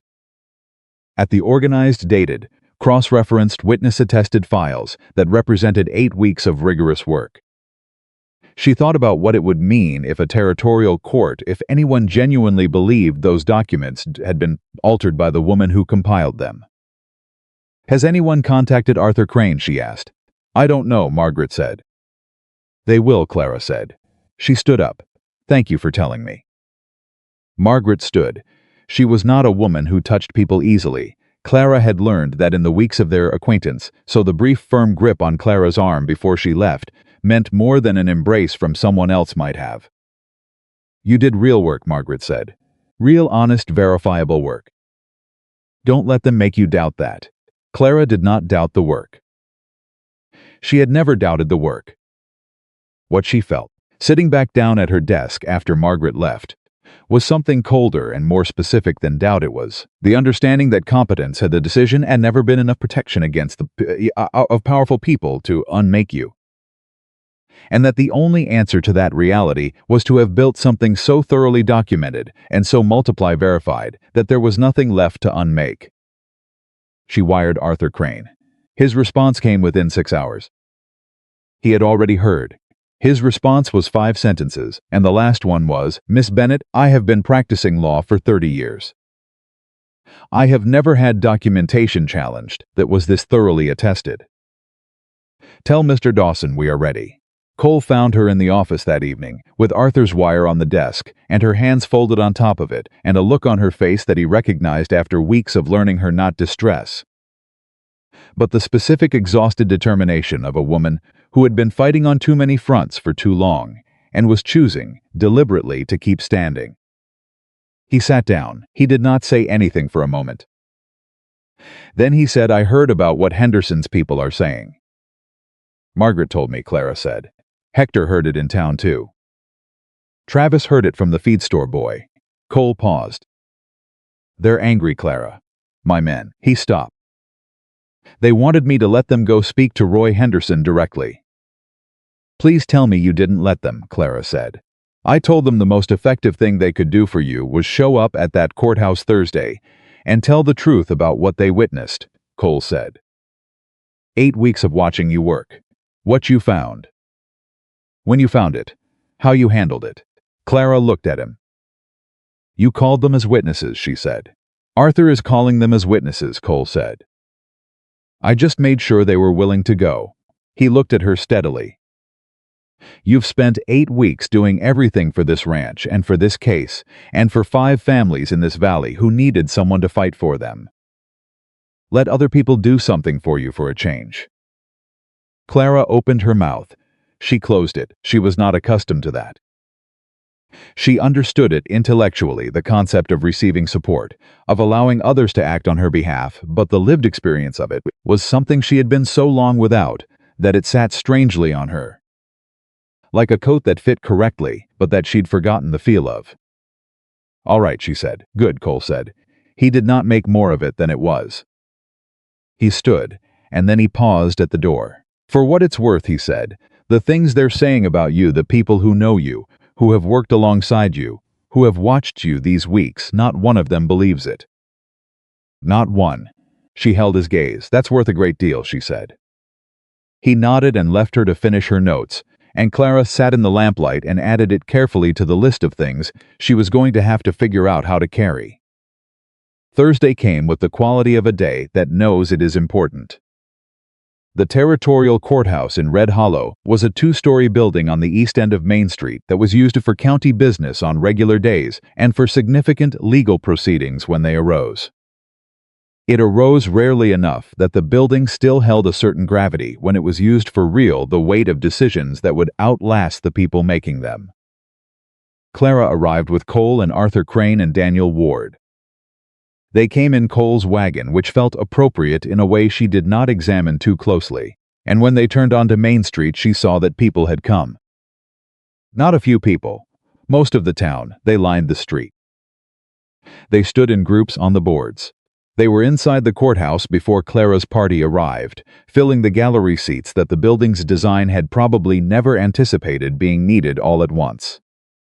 Farmers she had reviewed documents for. The widow from the North Valley. Pete Duro and his two grown sons, Margaret Ainsley. Family she recognized from the valley's edges, people who had been watching the case develop from a distance and had come today to see where it landed. She also saw the Henderson side. Jim Henderson was already inside, at the respondent's table, with his own lawyer, a man brought in from Colorado Springs, who wore expensive boots and the expression of someone who was being paid very well to project confidence. Roy Henderson sat in the gallery behind his brother. Dale Purvis sat beside Roy in his sheriff's uniform, which he had no official role today but was apparently wearing for solidarity. Clara walked down the center aisle between all of it, with her files under her arm, and took her seat beside Arthur Crane at the petitioner's table. And she put her materials in front of her and organized them in the order she needed them in, and did not look at Jim Henderson, and did not look at Dale Purvis, and did not look at anyone except the front of the room. She heard the room behind her. She felt the weight of it, the crowd, the attention, the specific quality of a community assembled to watch something that would determine who they were and what they had allowed to happen in their name. Walter Bennett was in the gallery. She knew because she heard his voice a word to someone nearby, low enough that she couldn't make out the content, but the timbre was unmistakable. She did not turn to find him. She had enough to hold right now without adding that. The judge entered. The room settled. His name was Judge Oliver Marsh, a territorial appointments judge out of Denver who had the worn, patient face of a man who had been navigating other people's conflicts for decades and had long since made peace with the fact that truth rarely arrived in a courtroom already organized. He settled his papers, looked at both tables, and began. Arthur Crane presented the case methodically. The way Clara had come to understand, he did everything, no theatrics, no performance. Just organized truth delivered at a pace that allowed the room to absorb it. He walked through the water rights agreement, the altered document, the payment discrepancy, the timeline. He presented the 5 families and their individual situations. He presented the pattern of Henderson land acquisitions mapped against the dates of the fraudulent payments. He presented it the way Clara had built it, not as a story, but as a structure, so solid and so documented that dismantling it would require dismantling mathematics. Henderson's lawyer, whose name was Beaumont, moved through his response with the expensive confidence of someone who had been in harder rooms than this, and knew how to create doubt, even when fact was against him. He questioned methodology. He questioned Clara's credentials. He questioned the chain of custody of documents. He was polished and he was skilled and he was working with very little actual substance, and the room felt that. Judge Marsh called for the witnesses. Hector went first. He sat in the witness chair and told the truth about what he had known and when he had known it, and about what Clara had done, the specific, concrete things she had done when she arrived, and in the weeks that followed. He was not a demonstrative witness. He answered questions directly and did not embellish and did not perform, and because of that everything he said had the specific gravity of things a careful man had decided were true. Travis followed. He was younger and his voice had more emotion in it, which Beaumont tried to use against him by suggesting he was disposed to sentimentality about his employer's situation. Travis looked at the lawyer with the flat expression of a young man who had spent his adolescence learning to hold his ground physically and had just discovered he could do it verbally as well. "I'm not telling you what I feel about it," Travis said. "I'm telling you what I saw. You can check my feeling about it against what the documents say." Beaumont tried another angle. Travis gave him the same answer in different words. Judge Marsh made a note. Then Arthur Crane called Clara. She had known he would. She had known she would be called, and she had prepared for it with the same thoroughness she brought to everything, and she had still, walking to that witness chair, felt the full weight of the room settle on her, not in an overwhelming way, but in the way of something that has to be carried and is being carried, with both hands and both feet on the ground. She sat down. She looked at Arthur Crane and answered his questions about the documentation. She was precise. She was complete. She walked the court through her methodology, how she had organized the records, how she had identified the discrepancy, how she had cross-referenced the payment history against the agreement text, how she had then identified the pattern across multiple agreements. She explained the timeline she had built. She answered every question fully and without embellishment and without nervousness, because she knew the work, and the work did not require defending it, required presenting accurately, and she could do that. Then Beaumont stood up. He was good. She gave him that. He was skilled at the particular form of courtroom aggression that did not look like aggression, the kind that came packaged in courtesy and procedural language, while doing everything it could to make a witness feel small. "Miss Bennett," he began, "you have no formal training in accounting or law, is that correct?" "I have no formal credentials," Clara said. "I have 16 years of direct practical experience managing financial records." "But no degree?" "No, sir." "No," she said. "And you were employed at the Dawson Ranch for how long before you began making claims about the Henderson family's business practices?" "I was employed for 6 weeks before I completed the initial documentation," Clara said. "I began finding discrepancies in the second week." 6 weeks, Beaumont said, letting the number sit as if it were damning. "And in that time you reviewed years of records that had been accumulated by various parties, in various conditions, over more than a decade." "Yes. And you are confident, entirely confident, that your reading of those records is accurate?" "I am confident that the documents say what they say," Clara said. "The court has the originals. The court has Arthur Crane's review. The court has Daniel Ward's review. The court has the territorial prosecutor's review.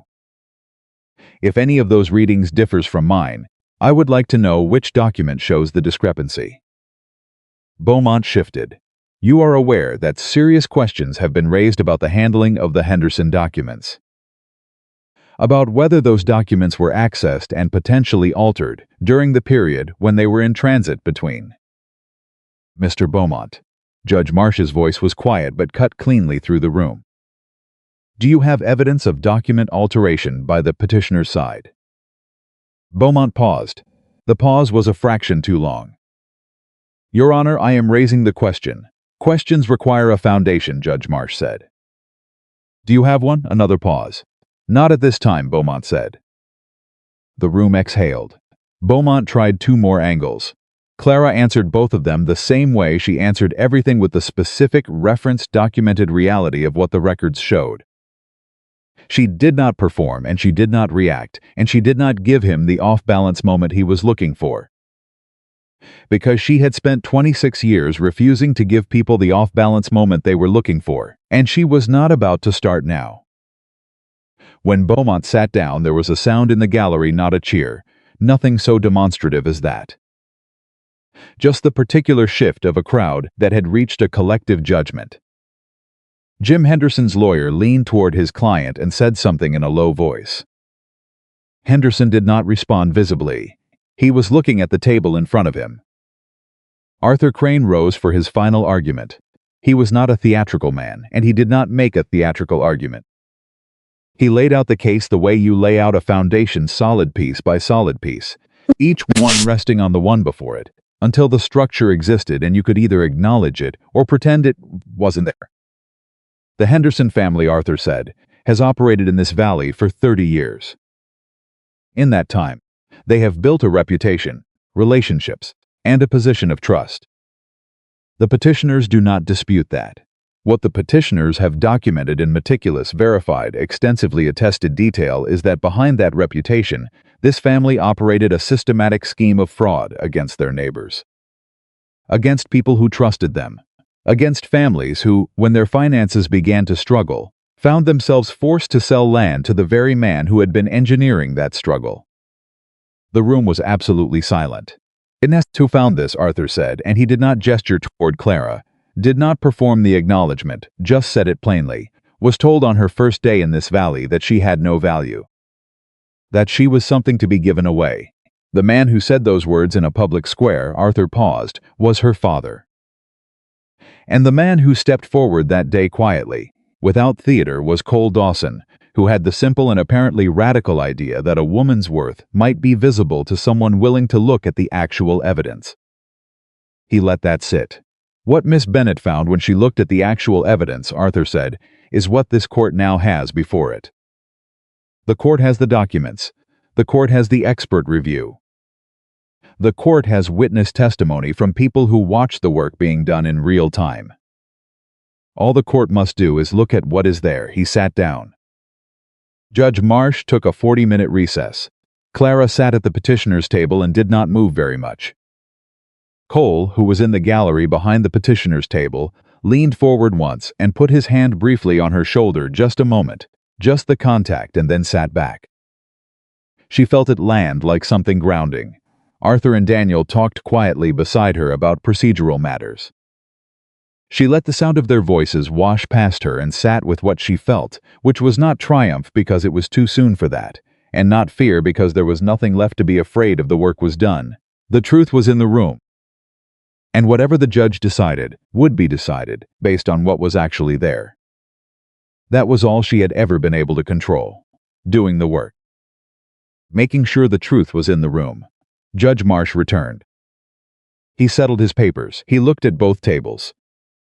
And then he began to speak, and what he said was methodical and legal, and full of terminology that Clara understood completely, and that the gallery behind her understood mostly in parts. But the substance of it was clear, and it was this. The documentation was valid.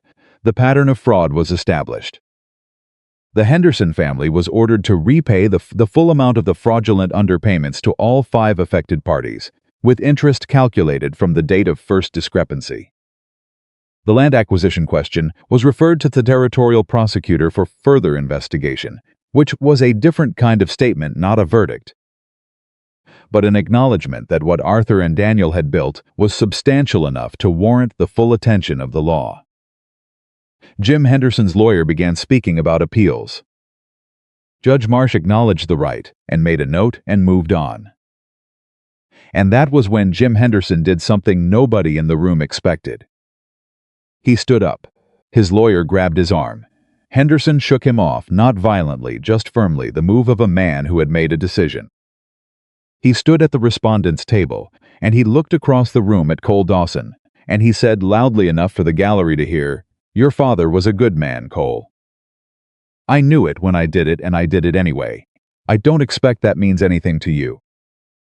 The room was so quiet Clara could hear the person behind her breathing. Cole was still for a moment. Then he said, from his seat in the gallery with the same quiet he brought to everything, "No. It doesn't." Henderson sat back down. His lawyer was already talking about next steps. Henderson was not listening to him. The judge dismissed the court.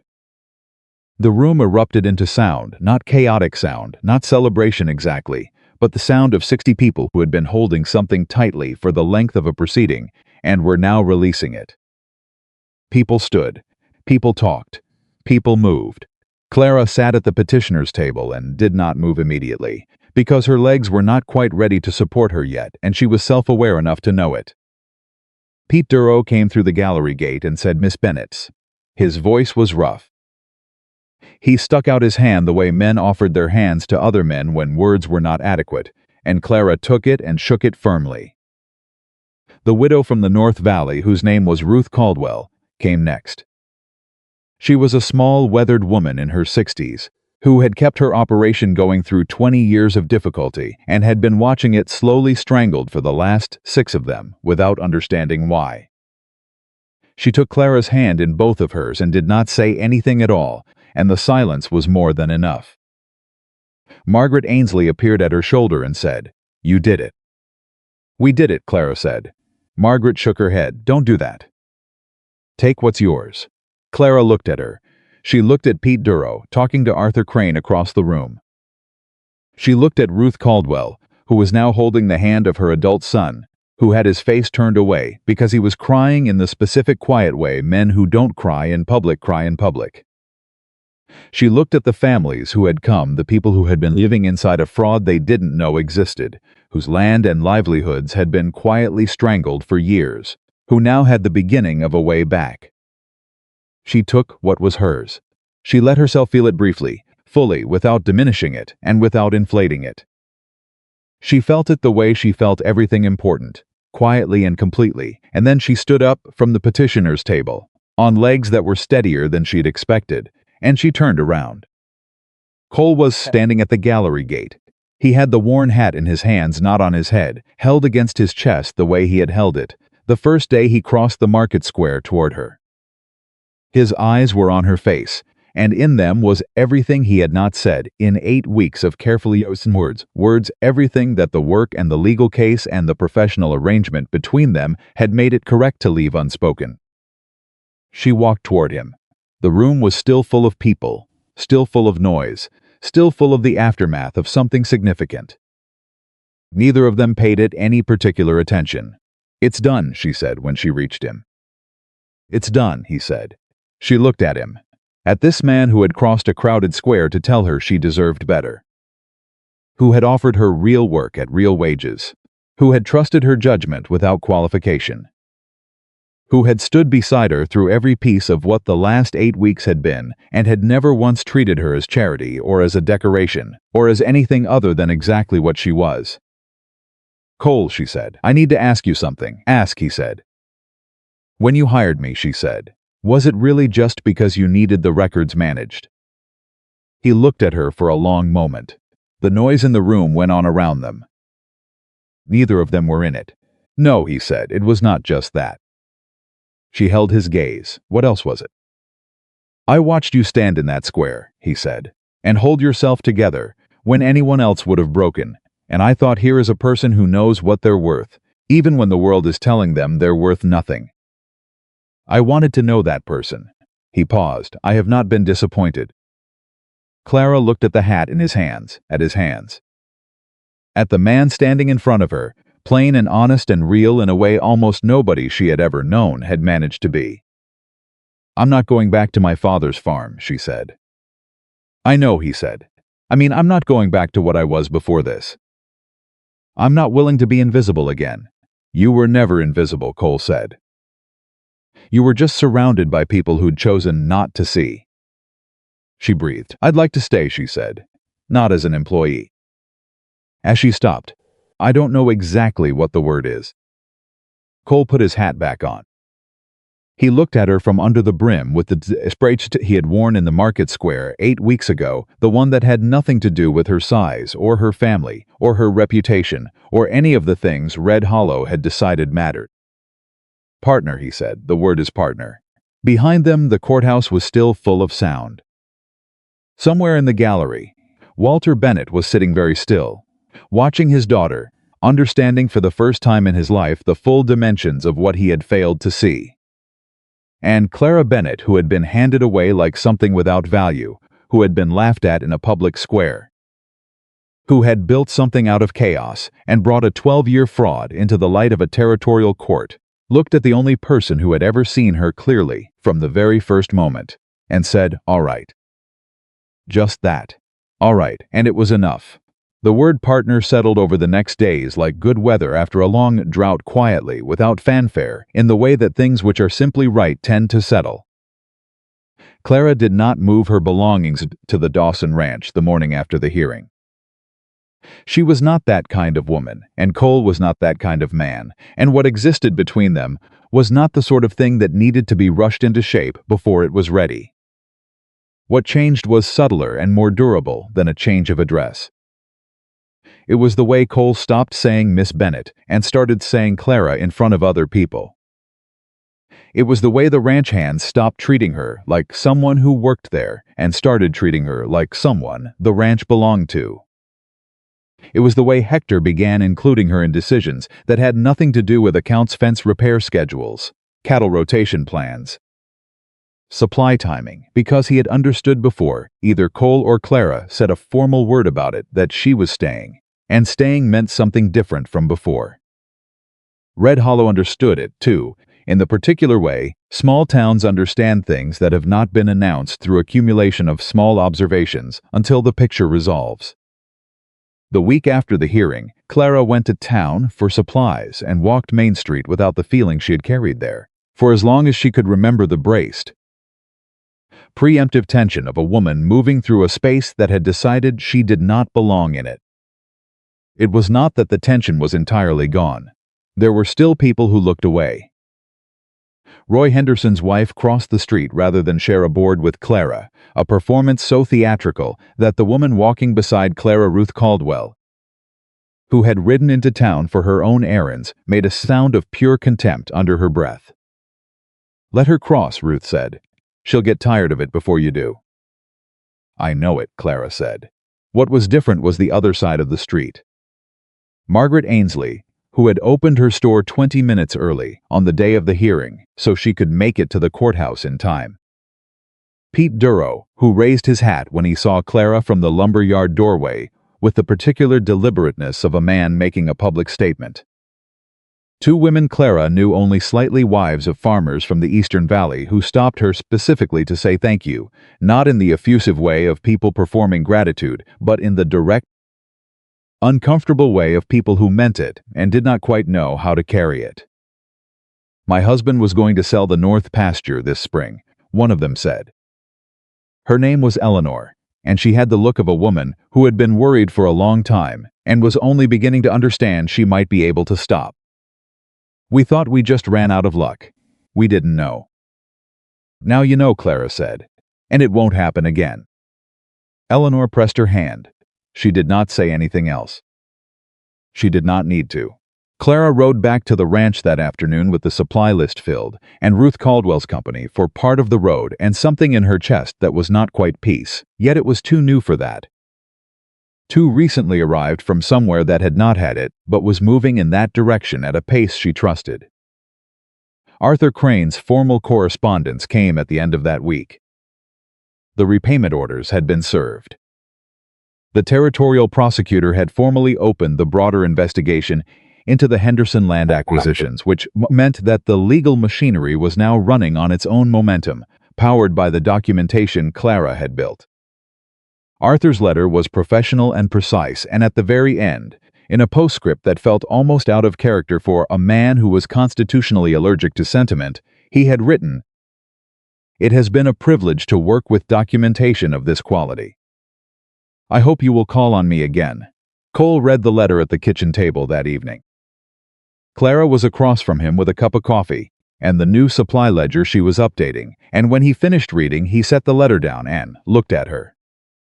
"He's asking you to stay in this business," Cole said. "He's leaving the door open," Clara said. "There's a difference." "Is there?" She put down her pen. "What are you asking me?" Cole folded the letter along its original crease. "I'm asking whether you want more than this ranch." Clara looked at him.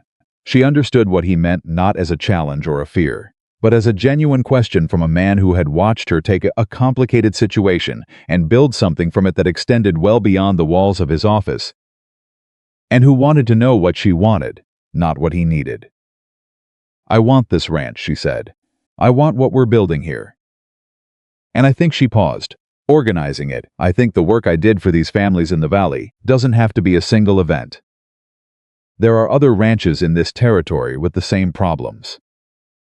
Bad records. Predatory agreements they don't know are wrong. Families losing ground they should be keeping." She looked at him. "I think there's real work to be done. Work that matters." "I think so too," Cole said. "From here," she said. "I want to do it from here." Cole's almost smile arrived and stayed a little longer than usual. "Then that's what we'll build," he said, and picked up his own coffee, and that was that. It was not a declaration. It was not a speech. It was two people at a kitchen table deciding on a future in plain language, the way everything real between them had been decided, without theater, without performance, with the particular honesty of people who had both spent too much time in rooms where nothing was said plainly to waste any more time on anything less. The harder conversation came 11 days after the hearing. Walter Bennett came to the ranch alone this time. No Harold Gentry. No best coat. He rode out on a Tuesday morning and tied his horse at the gate and walked up the drive with his hat in his hands, and Clara, who saw him coming from the office window, sat still for a moment and made a decision about what kind of person she was going to be in this conversation before she went outside to have it. She met him on the porch. He looked older than he had at the hearing. Not dramatically, he was not a broken man. Walter Bennett did not have the constitution for being broken, but he had the look of someone who had spent 10 days looking at something honestly that he had been looking at sideways for years, and it had cost him some energy. "Clara," he said. "Father," she said. "I need to say something to you," he said. "I've been trying to figure out how to say it for 10 days, and I haven't gotten much further than the beginning, so I'm just going to start and see where it goes." "All right," Clara said. He looked at his hat. At the brim he was turning slowly in both hands. "The day I stood in that square, the day I made that joke, called you, I told myself afterward that it was just foolishness. That I'd had too much sun and too many drinks, and I got caught up performing for those men and it got away from me." He stopped. "I've been telling myself that for months, and it isn't true." Clara waited. "The truth is," Walter said, "that I have spent years being ashamed of the wrong things. I was ashamed that you weren't married, that you were," he paused, "that you looked the way you look, and that people in this town had opinions about it that reflected on me. I was ashamed of things about you that were not problems. They were just you. And I looked for ways to make that shame someone else's. And the easiest person to give it to was you, because you were there, and because you were strong enough to carry it without visible collapse. And I called that strength stubbornness, and used it as an excuse to keep handing you things you should never have been asked to carry." He looked up from the hat. "You kept our farm," he said. "You kept us solvent for 6 years. You did work that most men in this valley couldn't do, and I stood in a public square and made you a punchline for it. And then you went out and did the most significant thing anyone in this territory has done in a decade, and I came out here with Harold Gentry and tried to pressure you into stopping." He shook his head. "I'm not a good father, Clara. I don't know that I ever was. But I would like if you can find a way to allow it to be a better one going forward. Whatever that looks like. Whatever you decide that means." Clara stood on that porch and felt the full weight of it, of 26 years in a market square and a banker's buggy, and 6 years of invisible labor, and 10 days of a man finally looking at himself, without the comfortable filter of his own narrative. She did not perform forgiveness. She did not rush to make him feel better. She let it sit for the time it needed to sit, and then she said, "I'm not going to pretend that what you didn't happen. I'm not going to tell you it's all right, because it wasn't all right, and saying so would be dishonest, and I think we've both had enough dishonesty." Walter nodded. He had expected that. "But I'm also not going to spend the rest of my life being at war with my own father," Clara said. That's not who I want to be. So here is what I'm willing to do. I'm willing to start from where we are, not from where we should be, not from where we might have been if things had gone differently. From here, from right now, and we see what we can build from here." Walter's jaw worked. His eyes were bright in a way she was not accustomed to seeing. "That's more than I deserve," he said. "It is," Clara said. "But it's what I have to offer." He put his hat back on. He stood there for a moment as if there was more he wanted to say and could not find the words for, and Clara watched him and did not help him find them, because some things a person needed to carry themselves, without being rescued from the effort. "That man," Walter said finally, nodding toward the ranch house. "Dawson." "Yes," Clara said. "He's a good man," Walter said. "He is," Clara said. "Better than I understood," Walter said. "When I called him out that day, I thought—" He stopped. "It doesn't matter what I thought. I was wrong about him. I was wrong about most of it. You were," Clara said. "But you're here now." He left the way he had come, quietly, without theater, and Clara stood on the porch until his horse was out of sight, and then went back inside and sat at the office desk and put her hands flat on the surface and breathed. Cole appeared in the doorway. "I didn't listen," he said. Meaning he hadn't been at the window this time. "I know," she said. He apologized, as much as he's capable of apologizing. What did you tell him? That we'd start from where we are, she said. Cole looked at her. That's a generous thing. It's a practical thing, Clara said. Carrying a war is heavy. I have better things to carry. He moved from the doorway and sat across from her and said nothing for a moment, just sat with her in the quiet of the office, the particular peace of two people who did not need to fill silence with noise. Outside, the ranch ran itself the way it did now, with a competence and order that had not existed 3 months ago. That Clara had built from chaos, and that hummed, along with the regularity of something that had always known what it was supposed to be, even when no one was maintaining it properly. There's something I need to ask you, Cole said. Ask, Clara said. He reached into his vest pocket.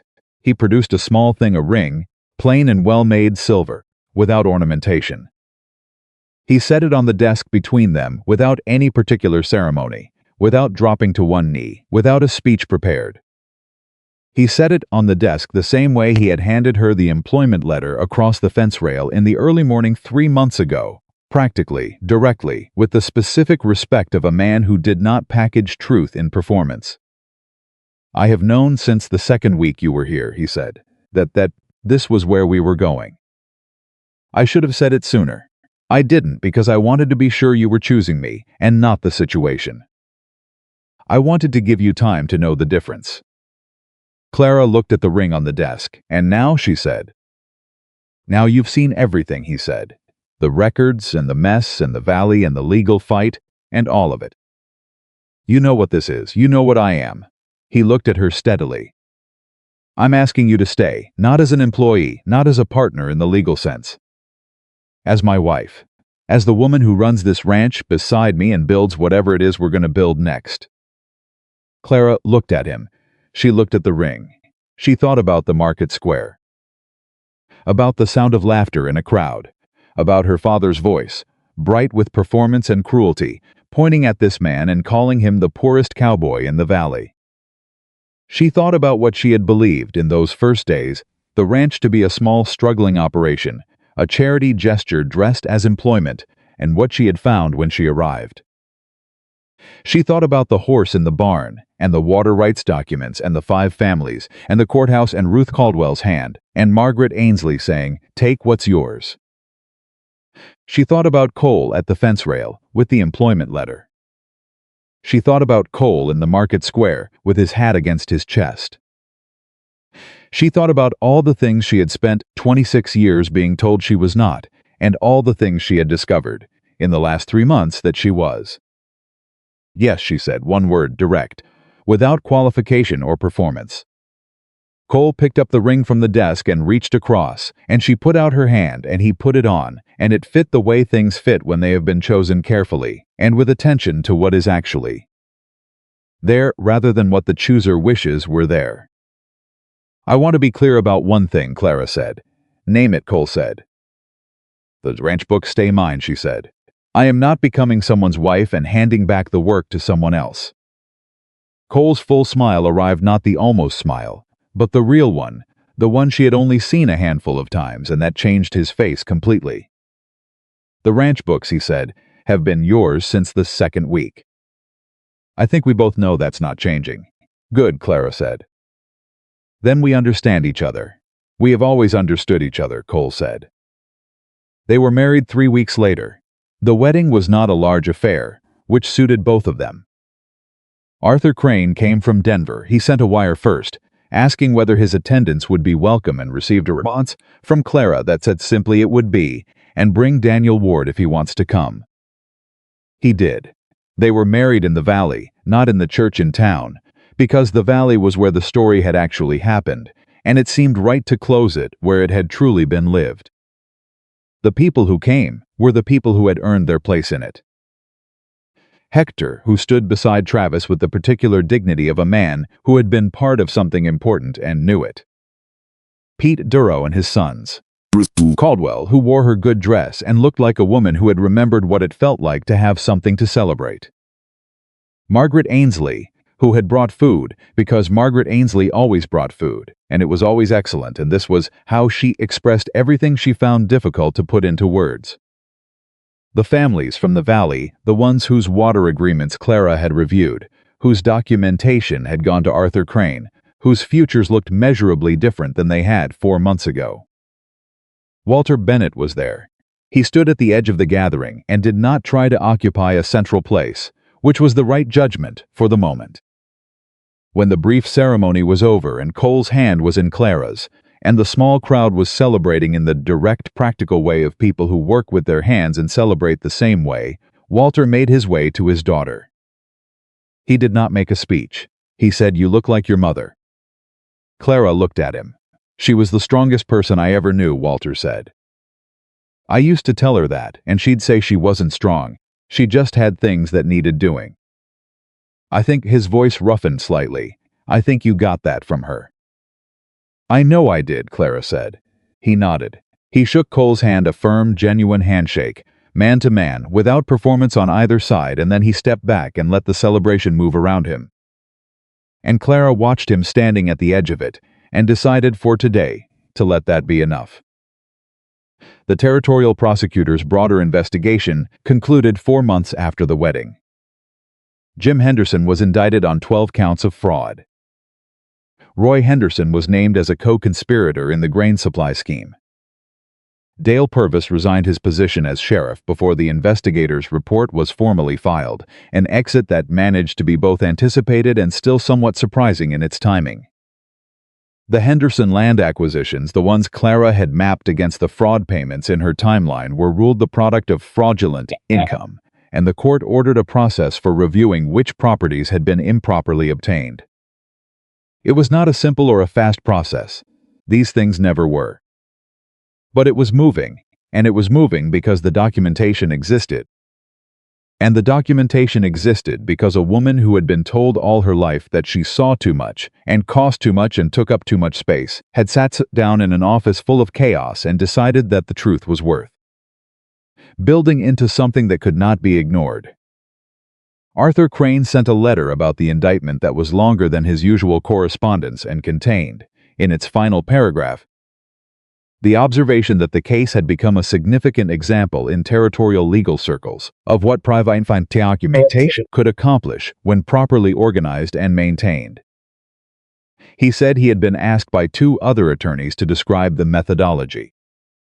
He said he had told them to hire a Clara Bennett, which he acknowledged was not a satisfying answer, as there appeared to be only one of her. Cole read that paragraph aloud at the kitchen table, and Clara shook her head and kept writing in the supply ledger, but she was smiling in the private, contained way she smiled when something landed exactly right. The ranch continued to grow. The new supply agreements Clara had structured were producing consistent cost reductions. The cattle records, maintained now with a precision that allowed Cole to make real-time decisions about the herd, resulted in their best-selling season in the operation's history. 3 of the valley's farmers, emboldened by what had happened with the water rights case, and with a new understanding of what proper legal documentation could do, came to Clara for help reviewing other agreements and contracts. She reviewed them. She found problems in 2 of them. She documented everything and sent Arthur Crane's office what he needed. She was not doing it for the money, though the money was fair, and she made certain of that. She was doing it because the valley needed it, and she could do it, and those 2 facts together were sufficient reason. Margaret Ainsley's business records, which Clara had begun reviewing in the early weeks of all this, showed a consistent pattern of underpricing that Margaret had never quite tracked. Clara put together a pricing analysis that Margaret looked at for a long time and then said, 15 years I've been leaving money on the table. You have, Clara said. Not anymore. Margaret looked at the analysis and then at Clara and said, when you first came to me, I was being charitable. I thought I was doing you a favor. I know, Clara said. I was not doing you a favor, Margaret said. You were doing me one. And I didn't know it. You know it now, Clara said. That's what matters. One evening in late autumn, when the valley had gone gold and the work of the day had settled into the particular quietness of a ranch at the end of its season, Clara stood on the porch of what was fully and completely her home and looked out at the land that stretched to the ridgeline and beyond. Cole came to stand beside her. They stood there for a while in the comfortable silence they had built over months of working in the same spaces and sleeping under the same roof and making the same decisions together about the same life. "Do you ever think about that day?" Cole asked. "The market square." "Sometimes," Clara said. "Less than I used to. What do you think when you think about it?" She considered it honestly. "I think about how certain I was that I understood what that moment was. A humiliation, a joke at my expense. The worst public moment of my life up to that point." She paused. "And how entirely wrong I was about what that moment was." "What was it?" Cole asked. "The beginning," Clara said. "Of everything that mattered." Cole looked at the valley. "Your father pointed at the poorest cowboy in the valley," he said, and there was something dry and almost amused in his voice.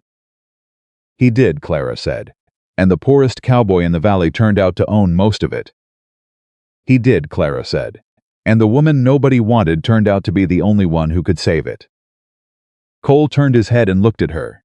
The late light caught the angles of his face, and he was looking at her the way he always looked at her, with the full, attentive, unperforming honesty of a man who had decided long ago what he saw when he looked at her and had never had any reason to revise it. "They were so certain," he said, "about what you were. About what you were worth." "They were," Clara said. "People often are. And they were so completely wrong." "Yes," Clara said. "They were."